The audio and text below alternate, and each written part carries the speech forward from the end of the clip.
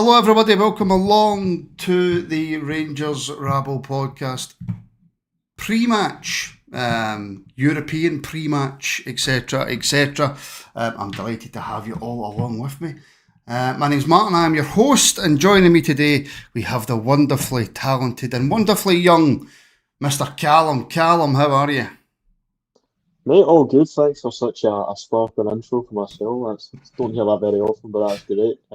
No, mate, I'm doing very well. Obviously, wasn't to get back into the European action. It's felt like ages since we've had a sort of Thursday night fixture.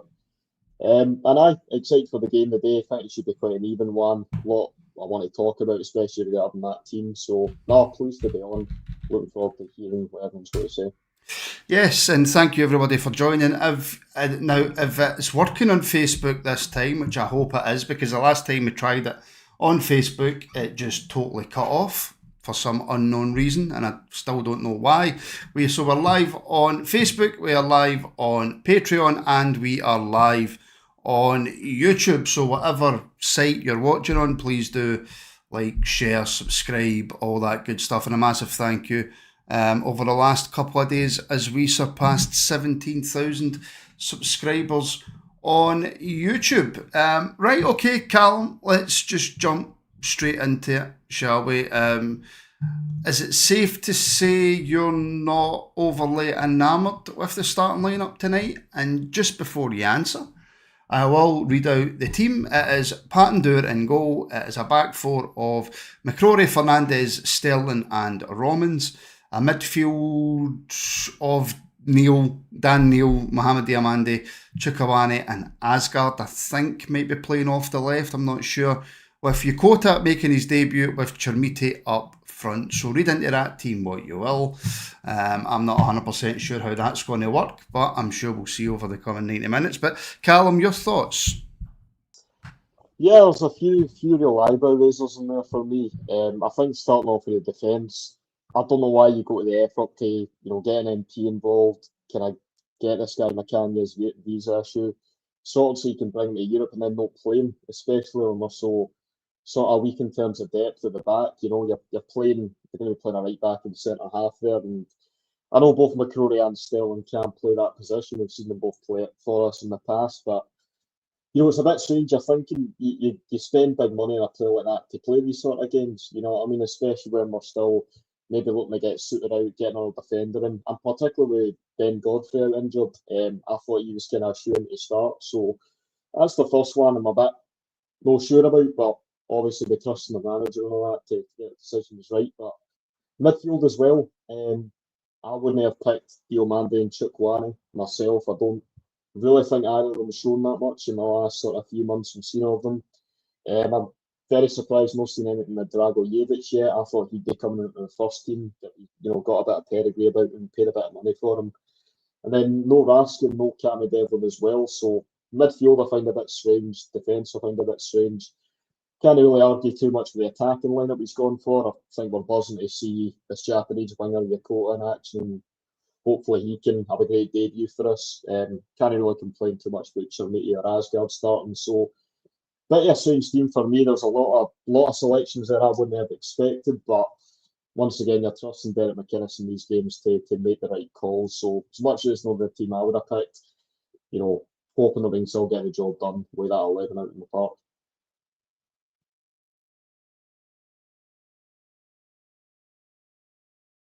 I had myself on mute there, not for you, Calum, but for everybody else. Apologies, I was on mute.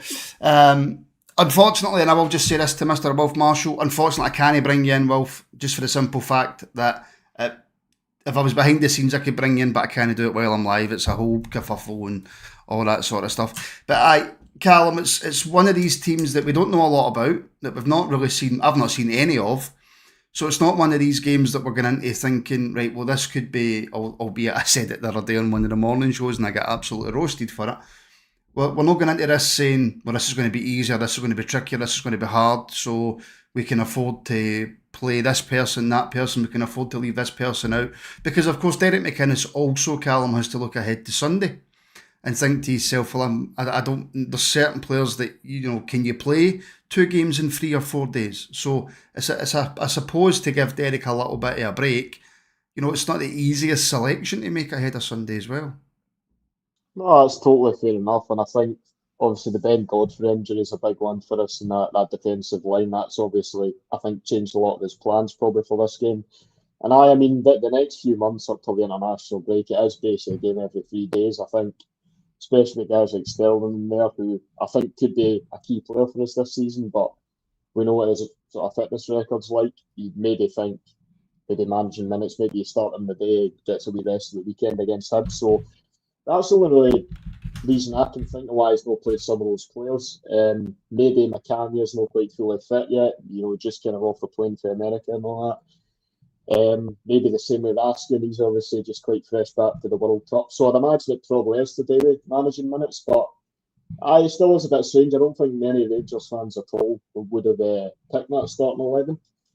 I think for me especially, it's just probably that midfield more than anything. As I say, I can understand the Godfrey injury and that, like maybe pick a bit of a unusual defence, but I don't really see what a guy like Diomandé's kind of wanting to play a game like this. I know he does tend to come on to a better game in Europe and all that, but for me, I'd be picking a Rasky and a Cammy Devlin ahead of Diomandé.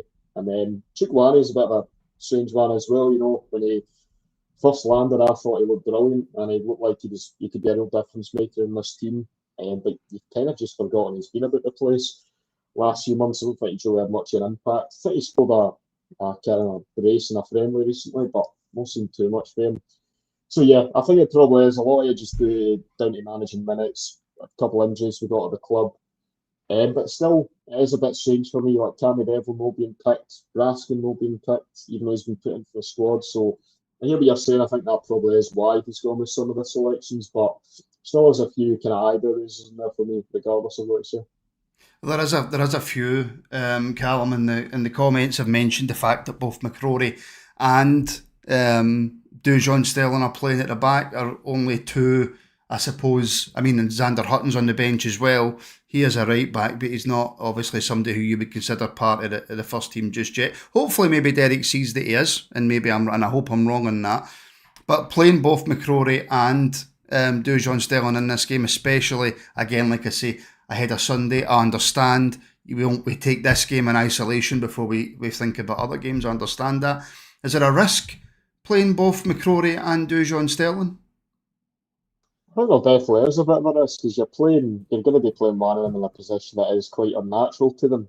As much as both of them can kind of play there, I think we all know that Sterling's a right back, that's his best. But he can play on the left as well, but I think Sterling's more a full back. I think he's had some good games in the centre midfield role as well, but wouldn't view him as an out-and-out centre half. He has had a few decent games there, to be fair.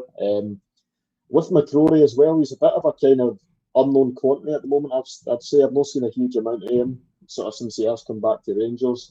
Obviously, remember what he was like when he was playing for us a few years ago, but that was a long, long while ago. So I think the jury's still out a wee bit on kind of where McCrory's level's at. Is he going to be a first teamer, or is he going to be someone that kind of rotates in here and there? So I think it definitely is a bit of a risk. There's no kind of doubt about that.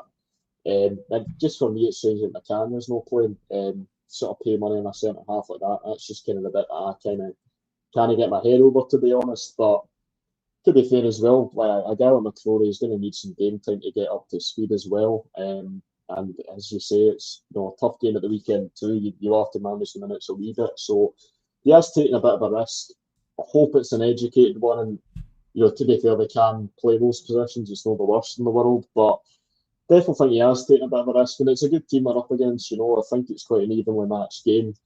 Poland's obviously a lot bigger country than Scotland. I think the league's not too bad. So, they're going to need to be at their best, I think, to manage that Jagiellonia attack tonight. But hopefully it's a risk that pays off. And to be fair, I can't remember a few sort of sensational game Sterling's had at centre half. So he is capable of putting a good performance in there. So that's what we're hoping for today. I'd imagine it probably will be McCrory starting on the right, I'd imagine. Yeah. I sort of played there against Dundee United and all that. I think Sterling's a bit more comfortable. But yeah, I think it's undoubtedly a bit of a risk he's taking with that there. Are you looking, and this hasn't, I don't think we've certainly not spoke about this. I've not really seen many people in the comments speaking about it. And Calum's voice, has your voice get deeper over the summer, Calum? People? Don't know. That's always been picked up on, but there you go. Oh, listen, people in the comments pick up on everything, Calum. You must know Yeah, this. You must know I do. this. That's why I keep getting sent pictures of that guy for Game of Thrones. But yeah, look, in all seriousness, are we looking for a bit more? And it's still very early in the season, so I do feel a little bit stupid saying this. But are we looking for a little bit more on the left for Tour Romans? I think you could argue that. I think with two Romans, we've not really seen his best form since that injury he got. And I think it was such a shame with him as he really got injured at the worst possible time. He had a really good sort of relationship he was building with Mikey Moore, and I think we all said he was kind of the standout, or at least one of the standout players in the team last season. We were all kind of buzzing when he landed, and he was playing really well when he started off. So I think you maybe could level that at him a wee bit. I don't think he's quite hit the heights that he did when he first came in. But I think, to be fair, it is still fairly early days with him. He's not one that I'm going to be slating too heavily at this stage. I think he's a good player. I think when you're kind of in the Belgian youth side, it's a decent nation to get in the academy of, or the under 21s of. And I think we've seen when he joined, there is a real player in there. I think part of it is he's probably he's not got a relationship with his left winger as much. It's kind of been Asgard playing there. You think Finlay Curtis might play there a wee bit, but I don't think he's maybe got quite as good a relationship with them as he did with Moore earlier in the season. But I will say he's still one I'm excited for. I think he'd still be my starting left back from what I've seen. I think he probably is good enough. Oh, no, listen, Calum, sorry to interrupt, mate. No, he's 100% the starting left back, and I think he's a cracking player. It's just, I kind of felt in the Dundee United game as if there was just a wee bit missing for his game, and maybe it's just the case that it's still very, very early in the season. No, I agree with you there. I don't think it was his best game, but I don't think he was terrible either. And I think there No. probably were worse players than him in that Dundee United game. But no, I think that's a fair point. I don't think we have really seen him hit the heights yet, but I'm hopefully today and coming into the coming weeks, we can see the two Romans we all know, which is top quality left back. Now, moving on to the midfield then, Calum, Dan Neil, Mohamed Diamande and Chukwueze in there. Dan Neil, captain. I think he's officially been named the vice captain of the club as well.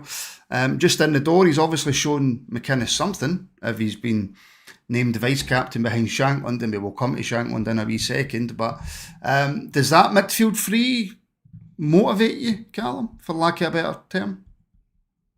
I can't say it particularly does. I don't think I would have picked any of those three, to be honest with you. I think with Dan Neil, he's clearly got a bit about him. He was sort of captain of Sunderland at quite a young age, got them up the leagues, and they're a big club down in England. So I think he's clearly got a bit about him as a player. I think he just reminds me a wee bit of a kind of Joe Rothwell or a John Lundstrom. I think we've got quite a lot of midfield players for the sort of English Championship, the English leagues in the past, and I don't think there has been much success there. So I kind of get a bit sort of PTSD with some of those players, you know what I mean? But it's a difficult one because, he's not playing Shankland, that's your obvious captain. Mm-hmm. He probably is the one that has the most leadership experience out of all them that are starting the day, so I guess it does kind of make sense. But I've not really seen very much of him in the games we've seen of Daniel so far. It's once again, you don't want to go too early when it's only been friendlies and all that, but I can't say it's particularly stood out to me. I've been particularly excited watching him play. And Chukwueze is a bit of an unknown quantity, as I was saying earlier. I don't think we've seen much for him in the last few months, but I think we do know there is a player there, especially when he first sort of landed at Rangers. But the one I'm really not sure about is Diomande, because don't really rate Diomande, to be honest. I think he's been poor when we've seen him at the start of this season. Don't think he was good against Dundee United. I think he's just lost his way a lot. I think he's a very inconsistent player. You'll maybe get a kind of handful of good games out from the season, but I don't think Diomande is a player that you're building around for the future. He's one I'd quite like to see moved on in the summer, to be honest. So I don't really agree with it. I don't understand why Dragojevic isn't getting a game. He seemed like quite a marquee signing in that midfield, so I don't understand why you don't start him against Dundee United. Why is he not starting the day? So that's a bit of a kind of head scratcher for me. So no, I can't say I'm particularly motivated by the team he's put out there. Obviously, hope we do well, but Diomande certainly I wouldn't have been picking the day, to be honest. See, I don't know. I think in Europe, and look, I know it's not good enough to just be good in Europe, or your better performances normally come in Europe, but with Dio playing in these European games, I don't think I'm as fussed as you with Dio playing, Calum. To be honest, he tends to kind of, I mean, not always, but he tends to have better games in Europe than he maybe does in the league. And I think, yeah, look, has he been fantastic? No. But has he been as poor as he's made out to be? For me, and I know this is probably controversial, but I don't think he's been as bad. And maybe that's just me, because you're not the only one, Callum, that's not a fan of Diamande, and I get it. Is he good enough for what we need going forward? No, I don't think he is. Is he as bad as what he's been portrayed to be? I'm not sure. Well, I've definitely seen a lot worse Rangers midfielders in my time than Diomande. He's definitely got ability about him. And there's a reason we paid that money for him for Norddeutschland or whatever kind of team they got for Scandinavia from. And yeah, right, he has performed better in Europe, I'd say. I can remember a couple of games where he was outstanding, like Malmo away. I don't know if you remember that one a few years ago. I remember he had like a 10 out of 10 brilliant game in the midfield that day. And, he is capable of it, particularly in Europe, but I just don't think you rely on a player who's as inconsistent as he is. And I think he is just quite a limited player. I think his physical game's lacking a wee bit. I think he's sort of taking the ground too easily sometimes and doesn't particularly get you many goals or assists. So I can see your point there, but for me, I thought it was going to be a bit of a fresh start with the midfield. We've signed a lot of players in that position. So I was really expecting to see a Dragojevic or a Cami Devlin in there ahead of Diomande. But I'm hoping, like what you're saying, Martin, he gives one of the good European performances we know he is capable of, and that can drive us to win the night. But just being honest, know who I would have started. I don't think he's one for the future for me, Diomande. Oh no, I would agree with that. I would agree. He's definitely not one for the future. Yokota, or I will find out how to properly pronounce his name. But coming straight in and starting Callum, I think that shows you exactly what Derek McInnes thought of his options out wide. But I suppose that also leans into your argument about Dragojevic. Obviously on the bench against Dundee United, doesn't come on the park on the bench again tonight, whereas Yokota hasn't even trained with the players yet, and he's starting. Aye, that is a real strange one, that, for me. You'd think if anything, Dragojevic or Macania might be given the start, given they've been there a wee bit longer than him. But I mean, Derek McInnes has been very open after the Dundee United game about, we need reinforcements out wide in particular. I think that's plain for everybody to see. So in that sense, it's not a massive shock that he's come straight into the team. And I think that's something we can be excited about. It's first Japanese player Rangers have had, as much as you hate to say it, with other side of the city, they've had a good record in this league, And, for the highlights, the bits and pieces you've seen of him, he does seem like he can be a difference maker. He's got quite a lot of skill about him. He can maybe get you a goal and assist, scored a few really nice goals for Hanover last season. So I don't think I'd complain too much about him starting. I think that's one that can kind of excite the fans. I think there's a lot of positivity about that signing. But I still think out wide and defence in particular, absolutely no question. We still need a few incomings. I think you've got no depth at left back, depth of defence is really weak. And then out wide, I think we need another one, maybe two, So not sure he's come in given the circumstances where attacking depth. And hopefully it's a brilliant debut for him. I think one we're all quite excited by. And good game for him to start in, European game. Can be a pretty intense atmosphere there. The manager, it's the kind of game, if you're a player like him, you probably come to Rangers to play in, you know what I mean? So very excited to see him. Hopefully you can see a bit of what he's shown for Hanover last season, sort of really impact that attack. Obviously, I don't think you can set super high expectations either. It is his first game, but he's one I'm really looking forward to see with him. Now, I'm going to try and see if this works, and if it doesn't work, I promise I'll never try it again. But let's see if we can hear from the manager ahead of tonight's game. Derek, it's the start of European football tonight. How excited are you and the team to get this qualifying campaign underway? Yeah, absolutely. I think the game itself lends with full attention. Obviously, it's going to be a big atmosphere in here tonight. 22,000, obviously the atmosphere means the bigger the game, the bigger the performance, we hope, and it's important that we have those concentration levels. But we want to make sure European football is there for us this season, and we've got to navigate these early challenges. But I think the players will be ready for it. I think they'll relish the atmosphere, and hopefully, as I say, the performance is good enough to make sure that we're get a good performance to take back to Glasgow. Just on your team tonight, Daisuke Yokota, he signed yesterday, he's straight in. What do you hope he can bring? I think he gives us a left-footed player on that side, which I like. I think there's a wee element of risk with it, I understand that. But I've been banging on about trying to get that position nailed down, and now we've got him in the building. I think let him have a go at it, and for me, I think it'll help us connect the game a wee bit better. Hopefully, he gives us the quality that we want from that side as well. But somebody who naturally wants to play from that side is very important. So, and we go a bit stiffer through the midfield. We recognise the strengths of them in there. They play with 2 6s and a 10 really, and it's important that we match up in there because a lot of their play comes through that midfield area. And Tello, obviously, you've seen the other night, he's got moments of quality. Hopefully, we can get that support to Yusuf centrally and from the sides. Yeah, Dan's obviously got the captain's armband tonight as well. Was that important? I know you've spoken about having leaders throughout the group, but obviously he takes that on tonight. Yeah, as I say, obviously Lawrence is on the bench for this one.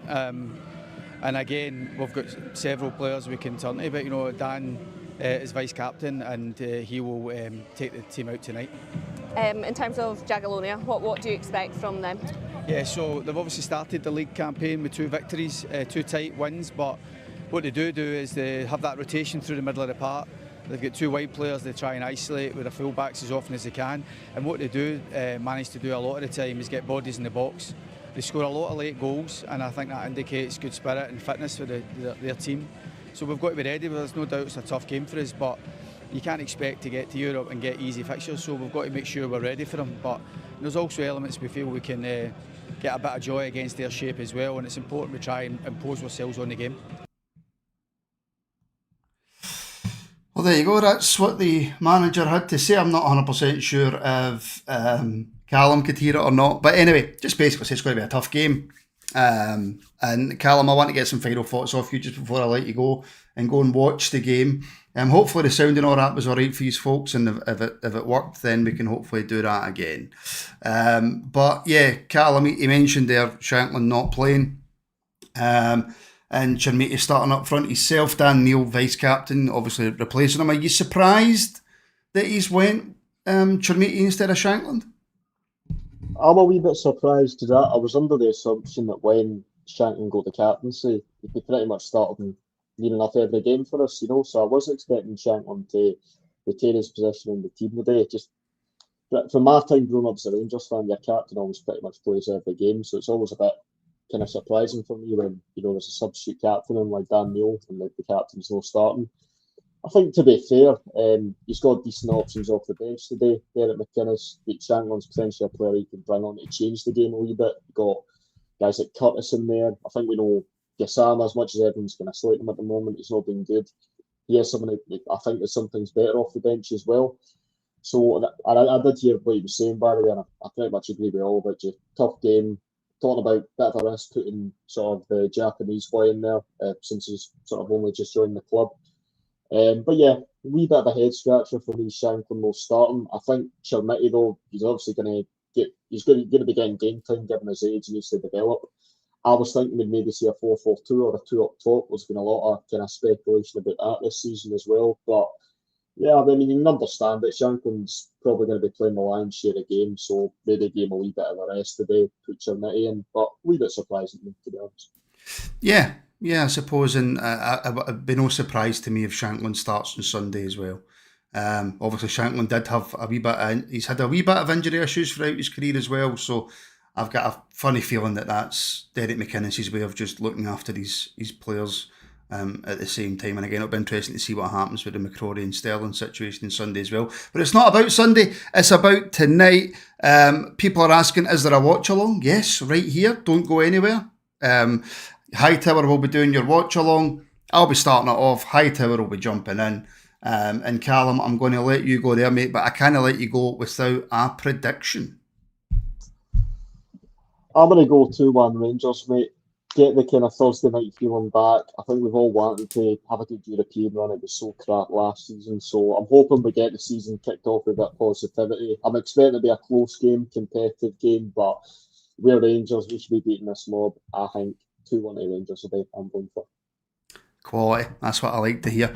Calum, mate, thank you very, very much for joining me. Everybody, stay where you are.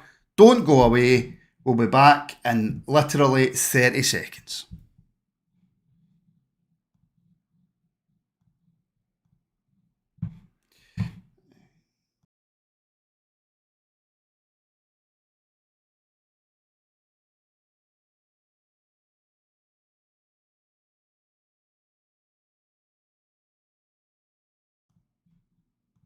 And boom, just like that, we are back. There we go. The magic of OBS. Everybody, the magic of OBS. How are we all? Thank you very much for joining me. I am trying a few different things to see what works and what doesn't work. I'm trying to get your messages up on the screen and all that good stuff. Unfortunately, there's nothing I can do about the colours right now, so please don't at me with the colours on the screen. They are what they are. Anyway, I am here until the king of the watch-along returns from his work. Yes, I'm just trying to get everything sorted now, get rid of stuff I don't need. There we go. So, yes, hello to everybody on Patreon, hello to everybody on Facebook, and hello to everybody on YouTube. I hope you're all well, I hope you're all excited. I don't know if it's just because we're about to kick off, right? But I've all of a sudden got really positive. You wouldn't think it for what all the conversations that me and Calum just had, but I'm genuinely starting to feel a bit more positive about the game. Yes. How is everybody? Let me get a wee kind of. Should I start a poll? I don't know. Should I start a poll on YouTube? I think I will. Right, I tell you what. What will I put in the poll? Are you confident? There we go. Seeing as it's all seemed a little bit doom and gloom, innit? Let's gauge where everybody's at. So if I don't know how to do it on Facebook and Patreon, apologies. So if you're watching on YouTube, you can now vote in that poll. You start work, right? And then people just start messaging you left, right and centre. See, during that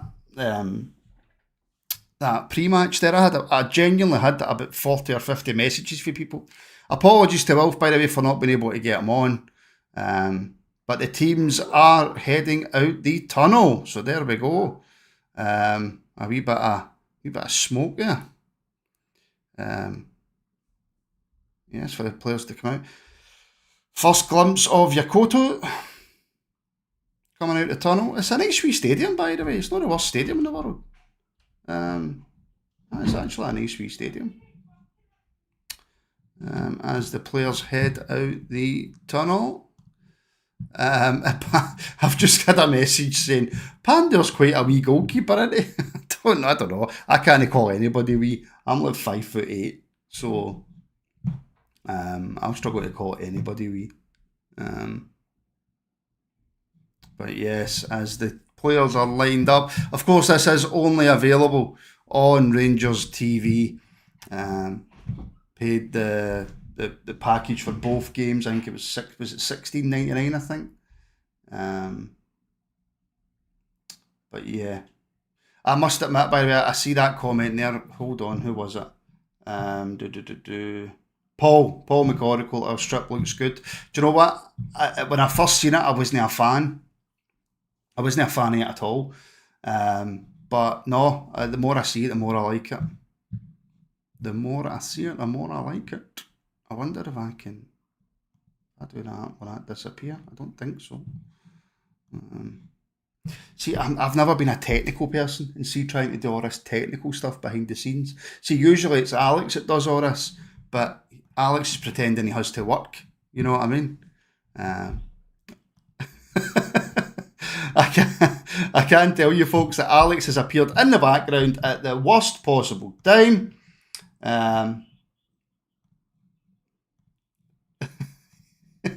He has now given me abuse in my ear. Is this what it feels like? Is this what it feels like to be on the radio? It must be. I think think this must be what it feels like to be on the radio. No, I can't hear you. Right, everybody, I'm delighted to say that joining me, if I can get this working properly, everybody, please welcome the king of the watch-along, the ugliest man on the rabble.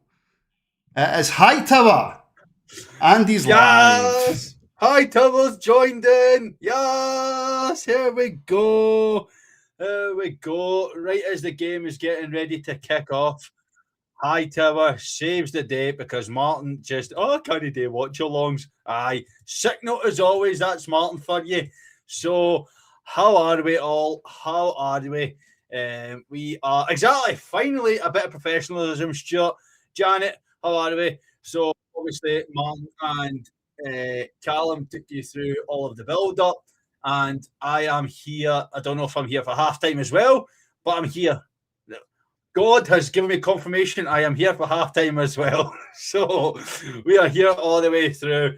So, there's your starting lineup. Mr. Vidal himself. Evening, one and all. I thought that said Alan Hutton there. It's Alex Hutton. I was like, what? Alan Hutton's getting a shot on the bench, is he? I've not even had a chance. I literally ran in the door, didn't even say hello to anybody, ran in and just went, right, I'm going to open the podcast. And straight in. So we are here. I'm looking clean. That's because I'm literally just finished work. But we are good to go as we get ready for kickoff. How are we all? Jason, good to see you too, my friend. Shorty, hello, how are we? We can't, Sam, surely we can't lose. Why am I getting that? Shut up, JD. Shut up. What's happening with Raskin? Is he playing? I'll give you the team sheet quickly then. Let's go through it. So, team sheet for Rangers is Pander, Sterling, McCrory, Fernandez and Romans, Neil and Chukwueme, Yokota, Asgard, Diamandi and Chimiti. And we have kicked off here, folks. So, we are about 10 seconds in. We should be all sorted because we are all on Rangers TV. Temperature on the pitch is 30. Jesus, that might be a problem, Paul. 34 degrees on. That's definitely a hydration break material. That is. It's a team no one's heard of. It is a team no one's heard of, but doesn't mean that they've not done anything to get here. That's what we have to watch with banana skin. But Monda Kelly has Bailey as he's been kicked out. Monda Kelly. Evening, Paul. I wish you could have seen the switch up in Melody's mood after it cut from Martin to you. Yeah, see, I'm loved. That's why. Nobody likes Martin. Telling you. In airport, man, can you watch? Hopefully I win one of yours. Well, fingers crossed, Liam, sir. Fingers crossed.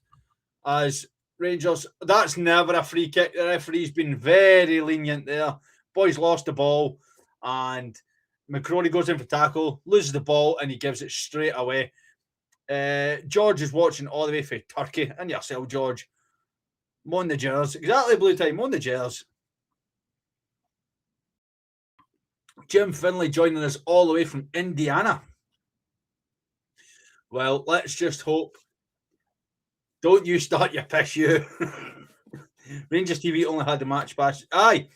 Craig, I don't know what it was. They decided that at 3:30 they were going to cut all availability to buy the game 90 minutes before kickoff. So it's worked out that if you didn't buy it before then, you're pretty much not getting access to the game. Oh, my God. What's Rangers doing here? Sterling having to clear that there. Just the nerves are definitely kicking in already. Excuse me. In a dangerous area, Ross giving away a throw in and a free kick. I mean, Guy, it's not looking very good, to be fair. Exactly, Gallant. The watch-along king is here. But very nervy, to be fair.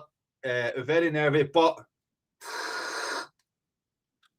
a lot of people questioning the match selection here from Derek McInnes as a ball spit in here for Yusuf Chimiti. He's got it behind and he's fallen on his arse.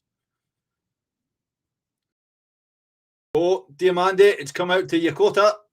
Yokota getting involved straight away and he loses the ball, but he was closed down by 3.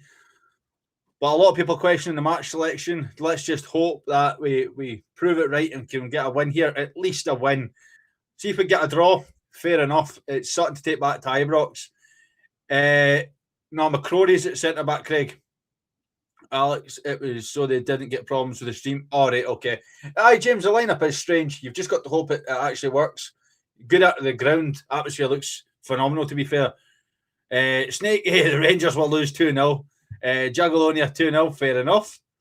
I'm a full 40 seconds behind, so the usual pause of Alex to catch up. I smell a goal from Yokota. It could definitely happen. He seems keen to get on the ball in the dangerous areas. Romans, Diamande to mess about. Oh, he's done well here. Oh, and it's an own goal! And it is Rangers 1, Jagiellonia 0. After a ball across from Romans, it was a great bit of play between Diamande and Romans. Slips it across. It misses Chermiti, and the defender just gets caught behind the ball, and he puts it into the back of his own net as he's trying to clear it. And it is Rangers 1, Jagiellonia 0. Even though the stream is saying that Jagiellonia winning 1-0, they need to change that a wee bit here. But it's a great bit of play. Diamande just delays the ball, and then he puts it across. Romans puts it straight across. Chermiti tries a flick and gets all wrong, and it just comes off of the feet of the defender. And before he knows it, it's in the back of his own net. Aye, you're a wee bit behind there, to be fair, Gallant, but it's all right. But it is 1-0 already to Rangers after a great start. I am shutting my phone up because it's decided to spoil it. They have given it to Yusuf Chermiti. It is definitely an own goal. But Jagiellonia TV is still telling us that they are winning 1-0. I don't think they count own goals as a Rangers goal. That was much better. It was a great build-up. And the referee straight out with a yellow card to Romans. 4.5 minutes in, and Romans is already in the book. Wow. Okay. Any spoilers we timed out? Wait for Alex. I will say, Paul, I responded well before the chat did. But user obviously delayed from what I'm seeing. I don't think anybody's going to be in front of me. That clock that you have got, that I'm seeing it's obviously delayed. I'm at 5 minutes, 10 seconds. Calvin, that was going to be me, to be fair. I'm kind of lucky, glad that one of the guys said they covered me the last 15 so I could get out of work, get here. Or had I missed that goal? Yokota getting involved. Sure, that's a free kick. Is Yokota going to get? No, Yokota's not getting anything, no. Now we need Yokota needs to get a goal just to do well in his debut.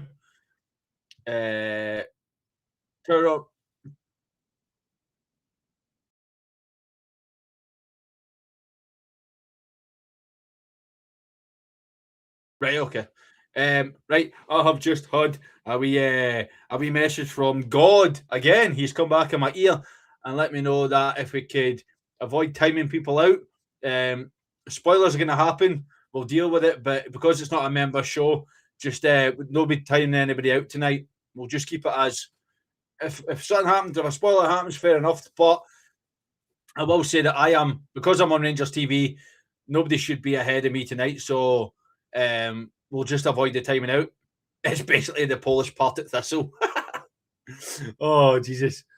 Romans to Pander, and Pander just punched that clean. Oh, well, Romans managed to keep it in, to be fair. Chermiti's fouled there. Referee, I did see the foul. I was just deleting them. You know the Polish team really well. He spent half his career in Polish League. Who did? Is Asgard playing off the left? I think Asgard's playing off. I think Asgard's actually playing in the 10, and then it's Yokota in the middle. Yokota on the right. Where did I get this? Looks like Yokota on the left, Diamande on the right, and Asgard in the middle. It was a silly challenge, Mikey, that it was booked for, but it's not a booking. Not 5 minutes in. Oh, good work there from Chermiti. Chukwueze just undersells that pass to Yokota there. I don't know what he's expecting him to do with the ball because he's undersold the life at that there. How's the Rangers goal, Duncan, was an own goal. Good bit of play between Diamande and Romans. Ball was put across. Chermiti tried a wee flick, didn't come off, but the defender right behind him ended up putting it in the back of his own net. Aye, there you go. 1-0 up because they scored an own goal. Aye, Diamande's like out wide. To be fair, it looks a bit weird. It looks like he's out wide.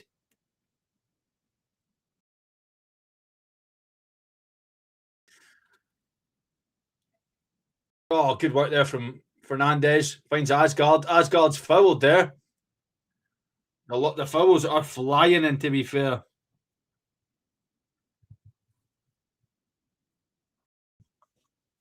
He's literally giving every single foul, this referee. Do you know what's quite funny? I'm having a conversation with Martin. We're having a conversation with you. I'm watching a game. And they say men can't multitask. Shocking that.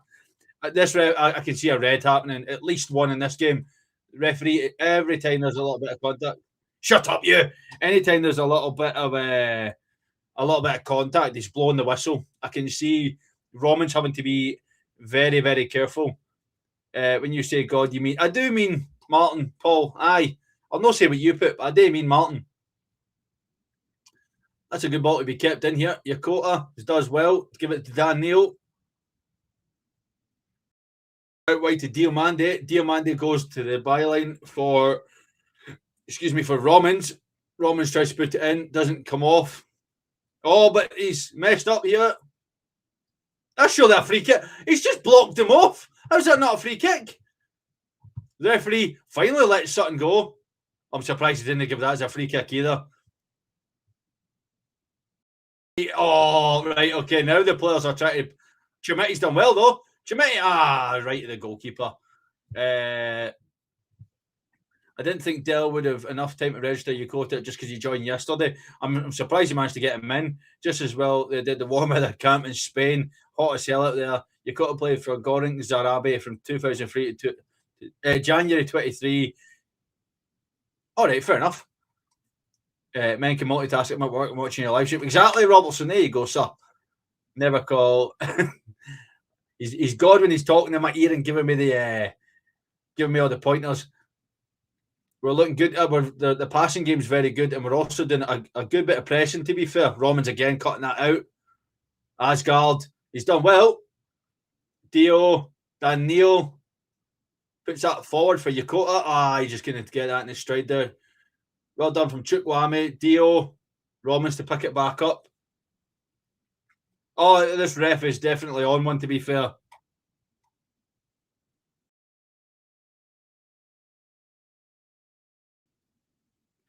Hello to Dave Smith, joining all the way from Canada, watching live on Facebook. Welcome in, sir.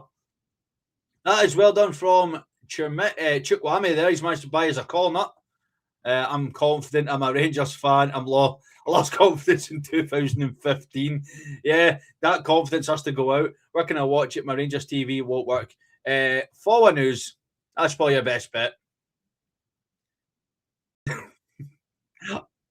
I've said that every single time, my friend.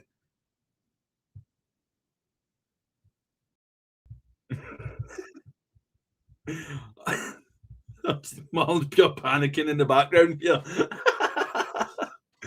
Oh, I'm liking the application from Daisuke. He's doing pretty well, to be fair. Fernandez is going to keep it in. And he doesn't. We need to be watching these corners because our delivery is just very poor.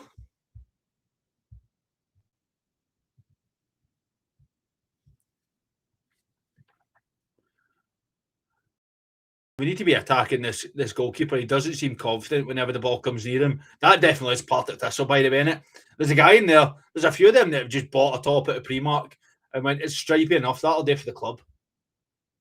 There's definitely some shots in there that aren't for the club. Oh, Diomande getting manhandled to the ground there. Ross McCrory, is he going to deal with it? McCrory, he's needing Yokota to come and help him out. Ball in. Oh, and it's one each. That is fucking poor, by the way. That was just a silly ball. I said McCrory had to get across and cover that. I said it, and yet nothing. Why is he not getting across to cover that there? That is such a poor ball to concede. It's one ball across. It's not even a shot at goal. Not even a shot at goal. He puts it across the box, and it just evades everybody. That is so poor. The defending's terrible. The fact that Ross McCrory allows him to cut inside and then relying on Yokota to cover him is shocking. McCrory's not tracked that at all. He's just went, I'm just going to jog away. And he puts a one ball in, and I'm not even sure the defender gets a touch on this. Nobody touches that, and it just strolls its way in. Let's see it for this angle. No, nobody touches it there. No, the number 99 gets the definitive touch on it, and then it just in the post. This is shocking, man. I think Fernandez touches it after what Martin's saying, but that is unbelievable. That is two games now we've conceded two such poor goals, and yet we're now probably going to sit back here and allow Jagiellonia to attack, because that's what Rangers do. Surely that's a booking. Not a booking, no? No? You booked Romans for it.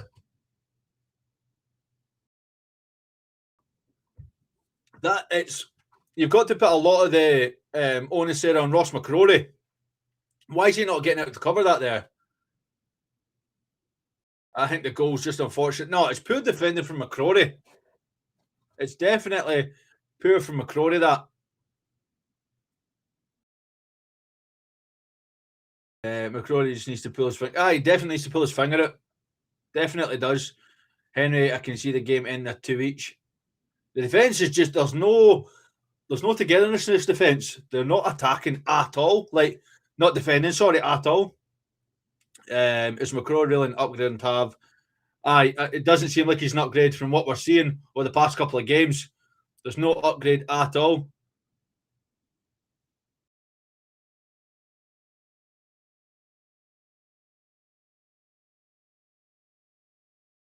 You shut your hole, you. You shut your hole, you. You can have your stay at half time, my friend.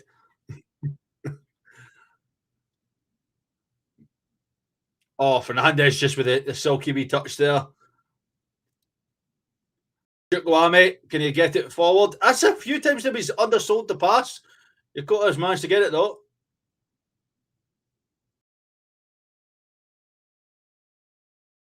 Theo out to Romans. Romans to put a ball in.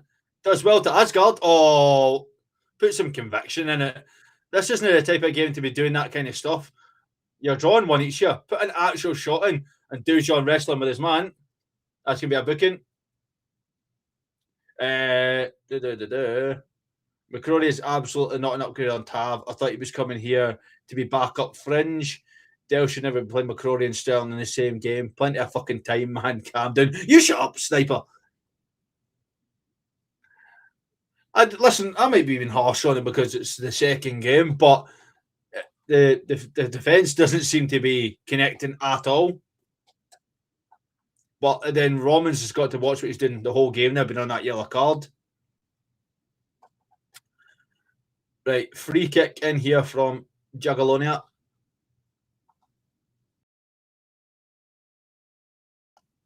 Free kick. It's put in deep to the back post. It's cleared by Chimiti. McCrory can keep it alive. Gets that up the pitch, but doesn't beat the first man. Oh, he's done every one of them there. Wow. Burned two of them there. Asgard fanning about. He's lost the ball in a dangerous position. Close that down. Oh my God. That's still a free kick to Rangers. They scored it anyway, but the whistle had gone.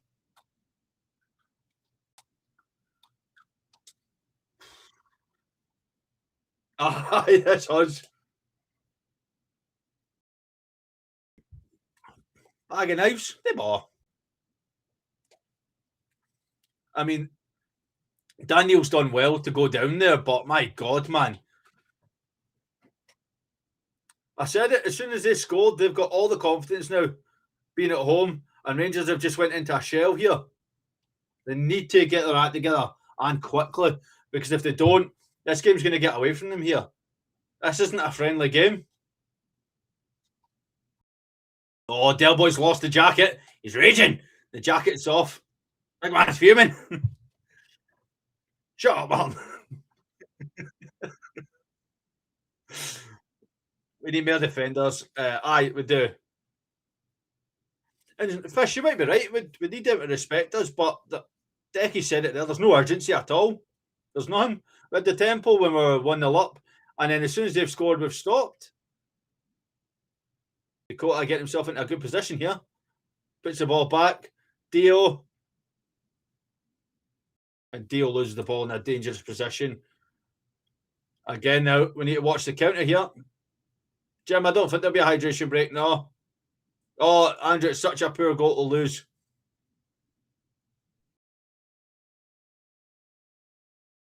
JD, it was never going to be an easy tie, but the way we started off, we should definitely be controlling this game, and we're just not.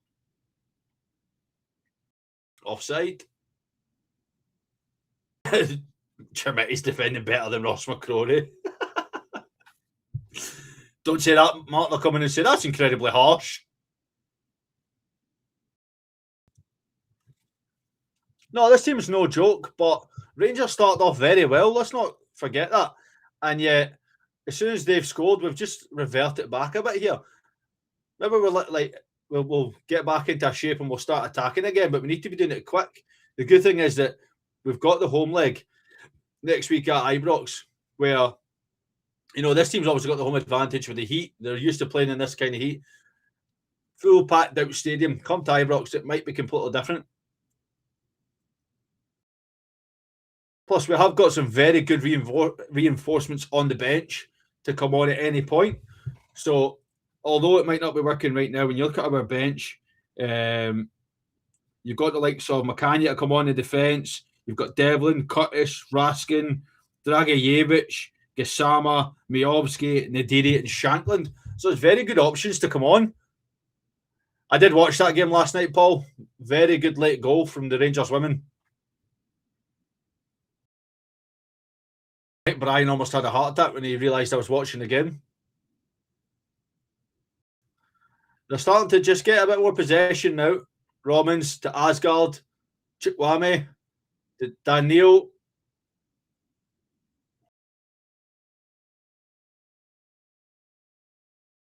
It's the too much of the theatrics here rather than just being direct. Ball out wide here. 2-1. 2-1. 2-1. 2-1. Wow. Just wow. Jagiellonia 2, Rangers 1.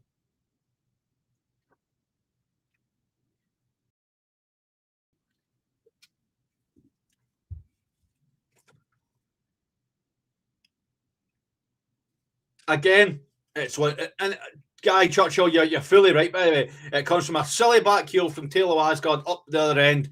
Instead of just being a bit more direct and actually putting a pass in, they get one ball, they spring it forward, ball out wide, puts it in the middle, takes a shot, keeper saves it, McCrory's slow to react and taps it in. But again, Fernandez slipping on his arse when he's trying to put a tackle in just does not help. It's a great initial save from Panda, but he can do nothing with the second attempt. Nothing at all. The fact that Manny Fernandez just slips on his arse, we will say it's not the first time that there's been a slip. When Chimetti was trying to get the ball in earlier on, he slipped as well. Just, there's a great comment there from Deke. I don't understand why we drop off at 1-0, just kill the game off, and yet we don't. Many times we give possession away from. It's scary. Bring back Russell Martin. Jesus Christ. Oh, wow. But then you can hear the music in that now. Jagiellonia are loving this. I love how they're saying on Rangers TV it's an ambitious layoff. No, it's a pish pass that doesn't work. Like it's a pish pass that doesn't work, and the fact that we're now sitting here going, we're 2-1 down. After 4 minutes, we were cruising in this game. And now we're going, oh, by the way, we're now 2-1 down. Exactly. Aye. Like, there's no need to try to fancy flicks in the middle when, as Martin's saying there, Yakota's out wide. Give the ball to him and he can do something. All the men that came in the middle, he's got a free rein to run and nobody picks him up. And yet we don't go for it. Our defence is a shambles. Aye.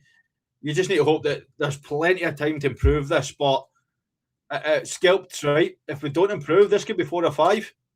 Asgard try and fancy flicks when you can play a simple pass. Manny got wrong boots on. Lunged and slipped at the first.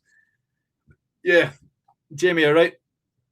But the thing is that there's still plenty of time to recover this spot. See if we concede another goal. It's going to be cuttings.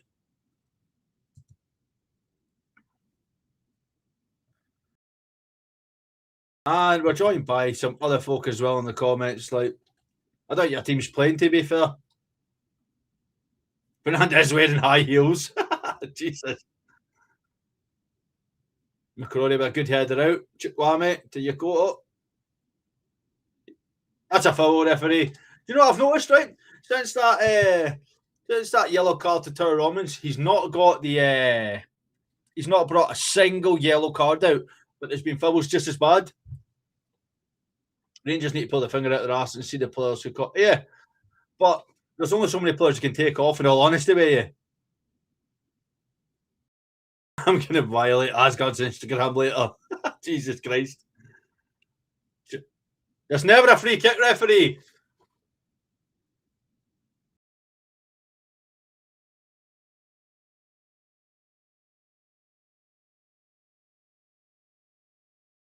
So if you're new to the channel, why not give the channel a wee like or subscribe to the channel? There is over 1,300 folk watching live on YouTube. All your support is what pushes these videos out to people, gets more people watching the watch-alongs and all the content we put out. So why not give us a wee like, subscribe? And there is a hydration break. Oh my God. Jesus Christ, I was joking. Oh my God. Fucking hydration break. Oh, do you think it's wrong team selection or tactical shape, which is the problem? I actually think it's just a watered pitch, in all honesty with you, because you see a lot of them slipping.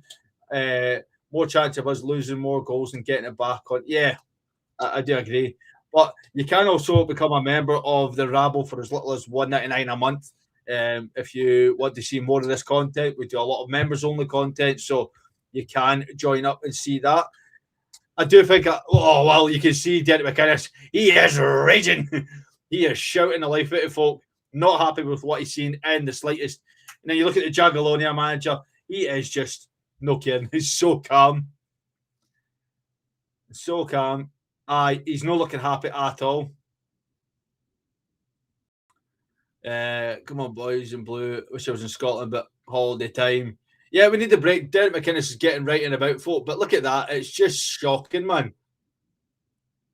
Goes past Sterling and Fernandez.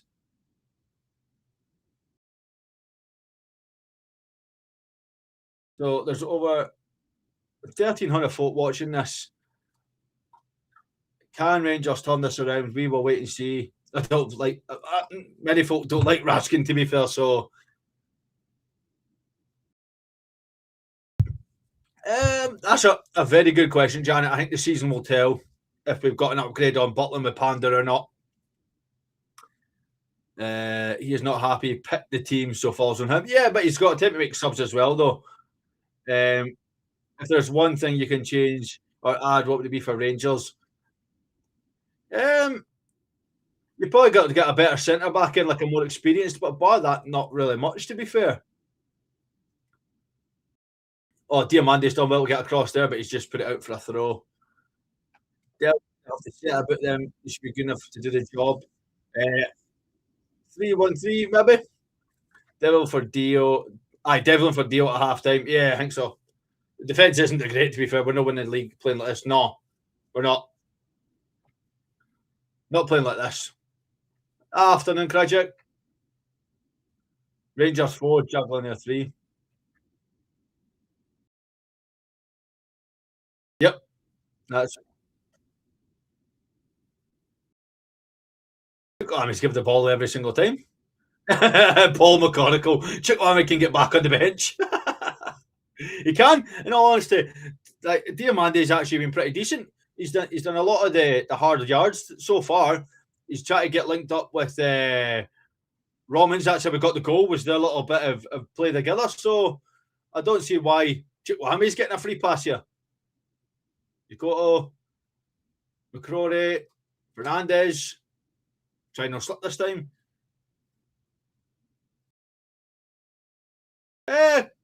Coy should just have to wait and see, my friend, to be fair. I don't think he's even touched the ball yet. No. Why are we not playing the ball out to right? Not a clue. When I just lying on his arse watching the second goal, mother. Yeah, he does slip, but it's not good, to be fair. Panda shite, we should have kept Butland. You're getting on the end of this. Gives it back to Asgard. Asgard looking for an option. Gives it to Dio. Dio to Sterling. Sterling to Neil. Neil to McCrory. McCrory with a horrible touch. Hernandez. Sterling. Asgard. So we're just trying to keep this going.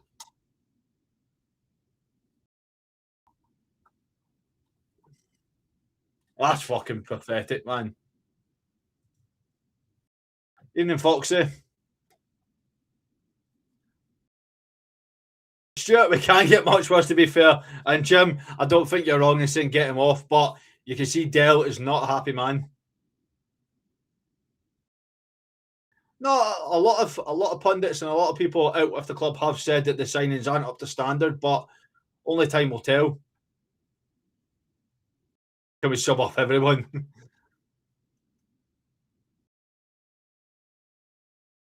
Daniel. He said that's not a free kick because how did you manage to go through the back of Daniel like that and it's not a free kick? Jagiellonia, you're going to get banned if you just spam in the chat, pal. Right, off you go. Right, there you go.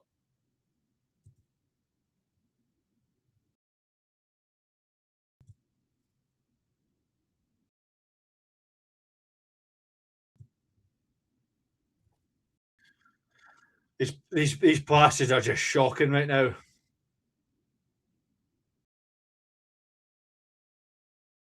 I've not said, Big Dave, I've not said to bring on last year's. I said the two I bring on is Shankland and Devlin. Evening, Remy. Oh, that goalie.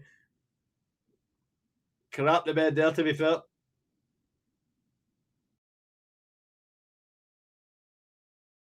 Right, Rangers throwing here. Come on.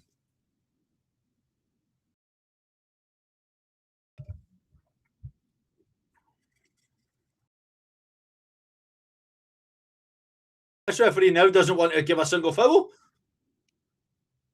Nah, Chukwueze, that passing is shocking, man. Causing us issue after issue. Dakota gives it to McCrory. McCrory puts the ball across. Oh, and he gives a free kick. Oh my God.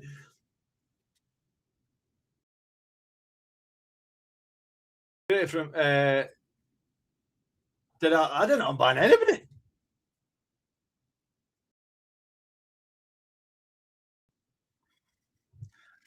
The referee seems to have not be more consistent, to be fair. The game is on Rangers TV.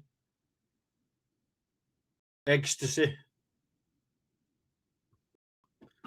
And it ain't no surprise this team hasn't been beat since the start of the campaign, and every Rangers supporter, especially in the West, to Scotland, were told about this team. It's no surprise. No, it's definitely not.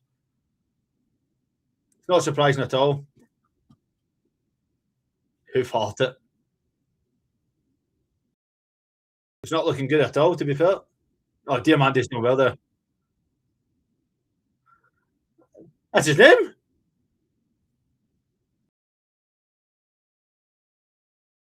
No, I don't. No, I don't. No, I don't. I don't need any context, you. Shut your face. See if you want to talk in the background. Get your face on camera, you. Oh, I bet you are. Aye, thanks very much. I turned it over to watch Colombo. Jesus. Chukwueze out to Romans. Romans to Chukwueze. Oh, for fuck's sake, man! This referee. Oh.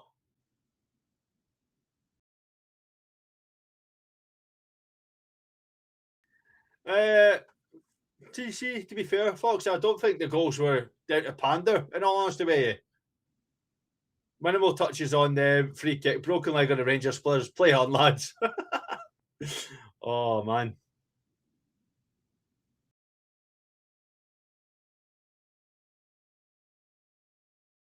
The channel's Colombo on.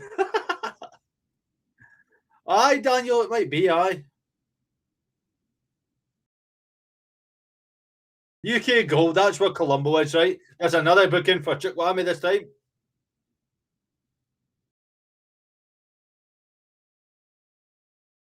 That is 2 yellow cards. Chukwueze and Per Romans.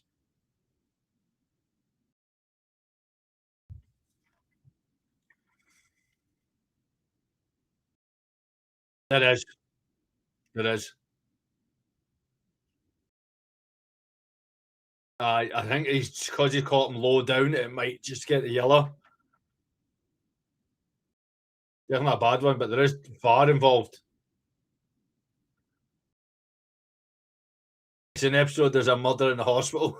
Jesus, man. See, to be fair, right, I don't think Per Romans was a yellow card. That definitely is a yellow card. Like, it definitely is. I can't even booking us. That's definitely a yellow card. And as Martin's saying, that's borderline could be a red. I think just because he catches him just below the ankle, we get away with it. No being a red card, but we're lucky not to be down to 10 here.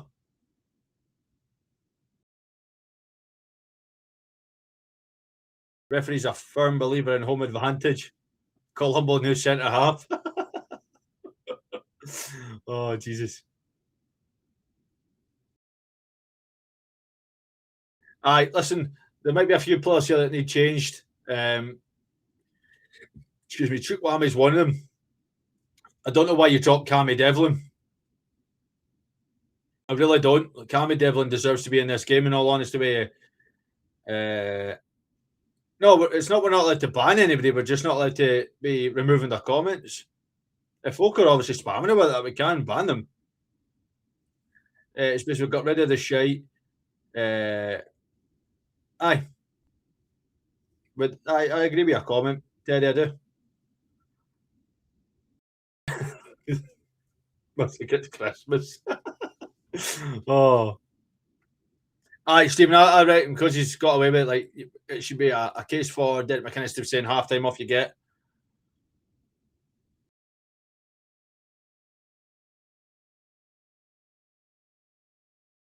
So we're just starting to recycle this from the back here.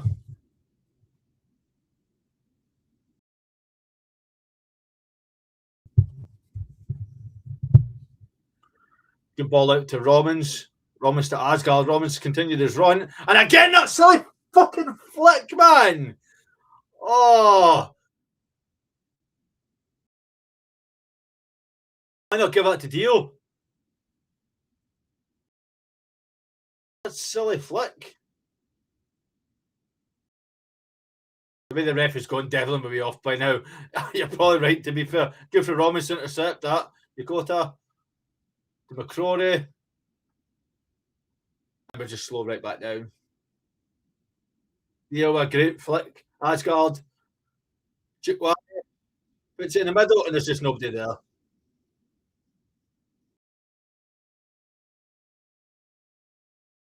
Oh, what a hospital pass that is. Oh, what a hospital pass that is. Go to him. Fucking go to him. Oh, my God. Why would Fernandes watch him go to the ball? Oh. Why are you passing a ball like that? Oh, my God. Dio's just not looked. Right. There's a man covering. Daniel's covering. Get across and cut that out. Wow. Wow.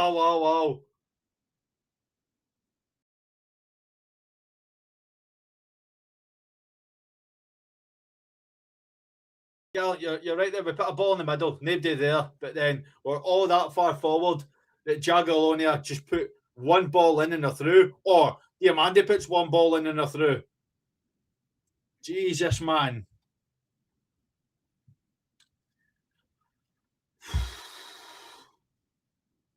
You know why Fernandes doesn't want to dive in? Because if he gets it wrong, he's off. But my God.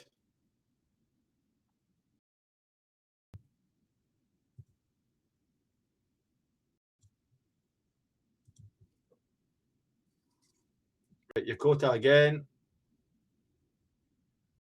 McCrory puts the ball in the middle. Oh, Dio, unlucky there.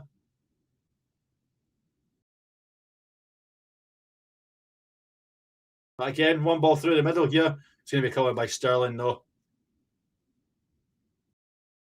Lander across to Romans. Asgard's done well, to be fair to him. Romans to Dio. Dio's done well as well. He's took 3 of them out of the game there. McCrory. Yokota needs to make the run here. McCrory. Good lot of run there from McCrory. Ball in. Jagiellonia. That's a fantastic challenge, by the way.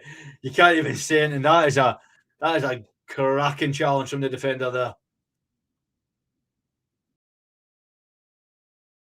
See this again.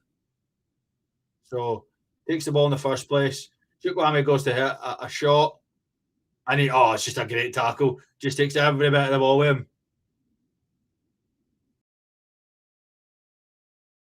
Can Rangers get anything before half time to get himself back in this game? Great switch and great takedown from Yokota. Then a wee drive in the middle here. Good ball in. Just cannot beat the first man.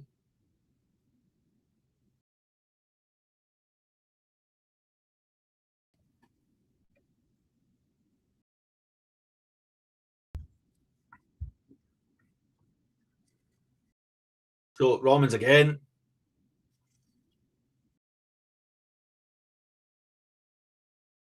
Fernandez, Yokota. Done well here. McCrory. McCrory's delivery is shocking, man. There's no height on it at all.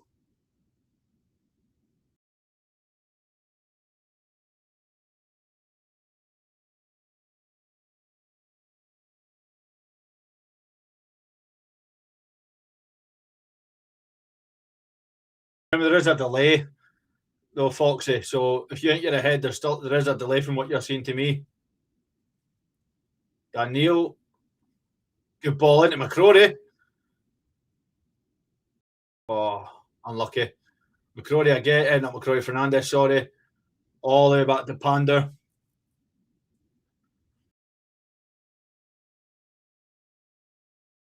Yokota, a very small positive from the half. Yeah, I think Yokota's been pretty decent, to be fair. Showing the positive signs, at least trying to get it behind. I agree, Alex McCrory is a big downgrade on Tab. At least he could take a good pot shot across when he did. Yeah, I mean, the cross is shocking, but there might be something more that we see from McCrory. Is it the heat he's struggling with? Is it just match sharpness? I don't know, but to be able to be the right back permanently, he needs to show a lot more. But when you looked at the stats from last season and the season before in McCrory, he wasn't really like the type to get many assists or like goals, realistically. So it'll be interesting to see what he does for us, because we need that more attacking output, but you don't see it.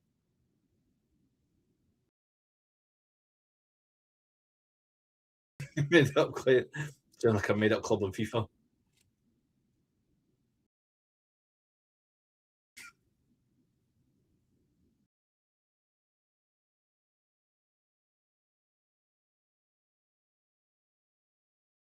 No, Coy, I don't think so, no.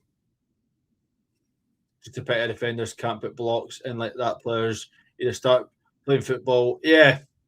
I mean, the flicks and tricks are just not needed in this kind of game. All right, Rangers fan. All right, too.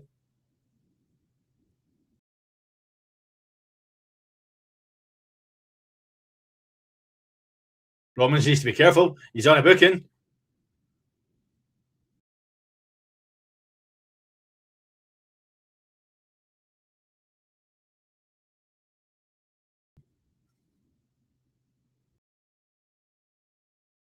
Oh, the deflections had to be. Oh, Jesus. Guame.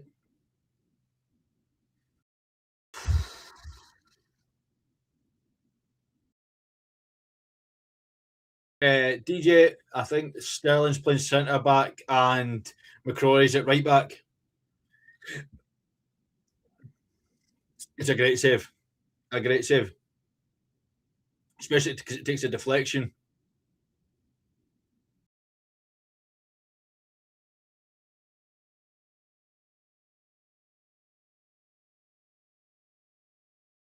Asgard, Romans, Sterling.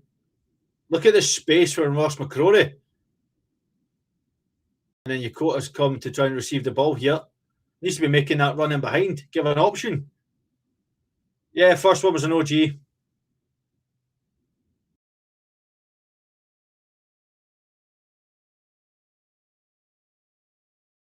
Asgard, Daniel. Try something clever again, and it's caught us out. Here comes Jagiellonia again. McCrory. He's fucking... Right, although that comes to nothing, that is another player that has slipped.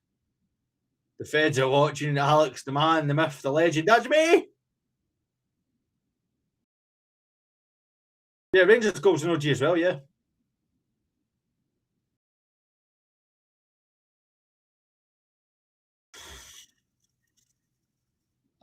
See, at half time, we need to be seeing a massive kick up the arse here for Derek McInnes. Remember we had players like Bassey, Hollander, Cartage, Goldson at the back. Those were the days.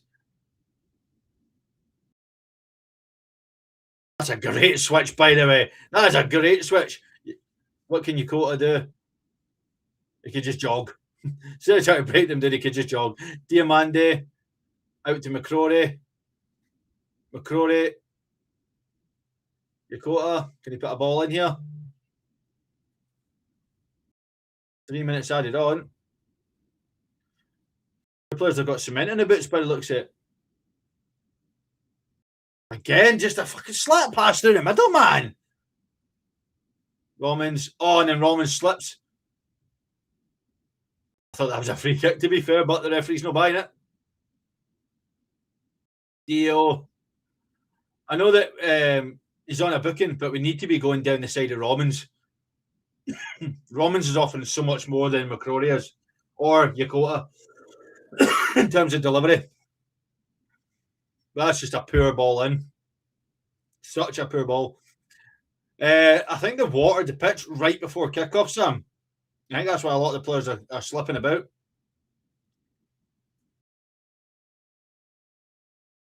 Too much bad language for my taste. Sorry, Crawford.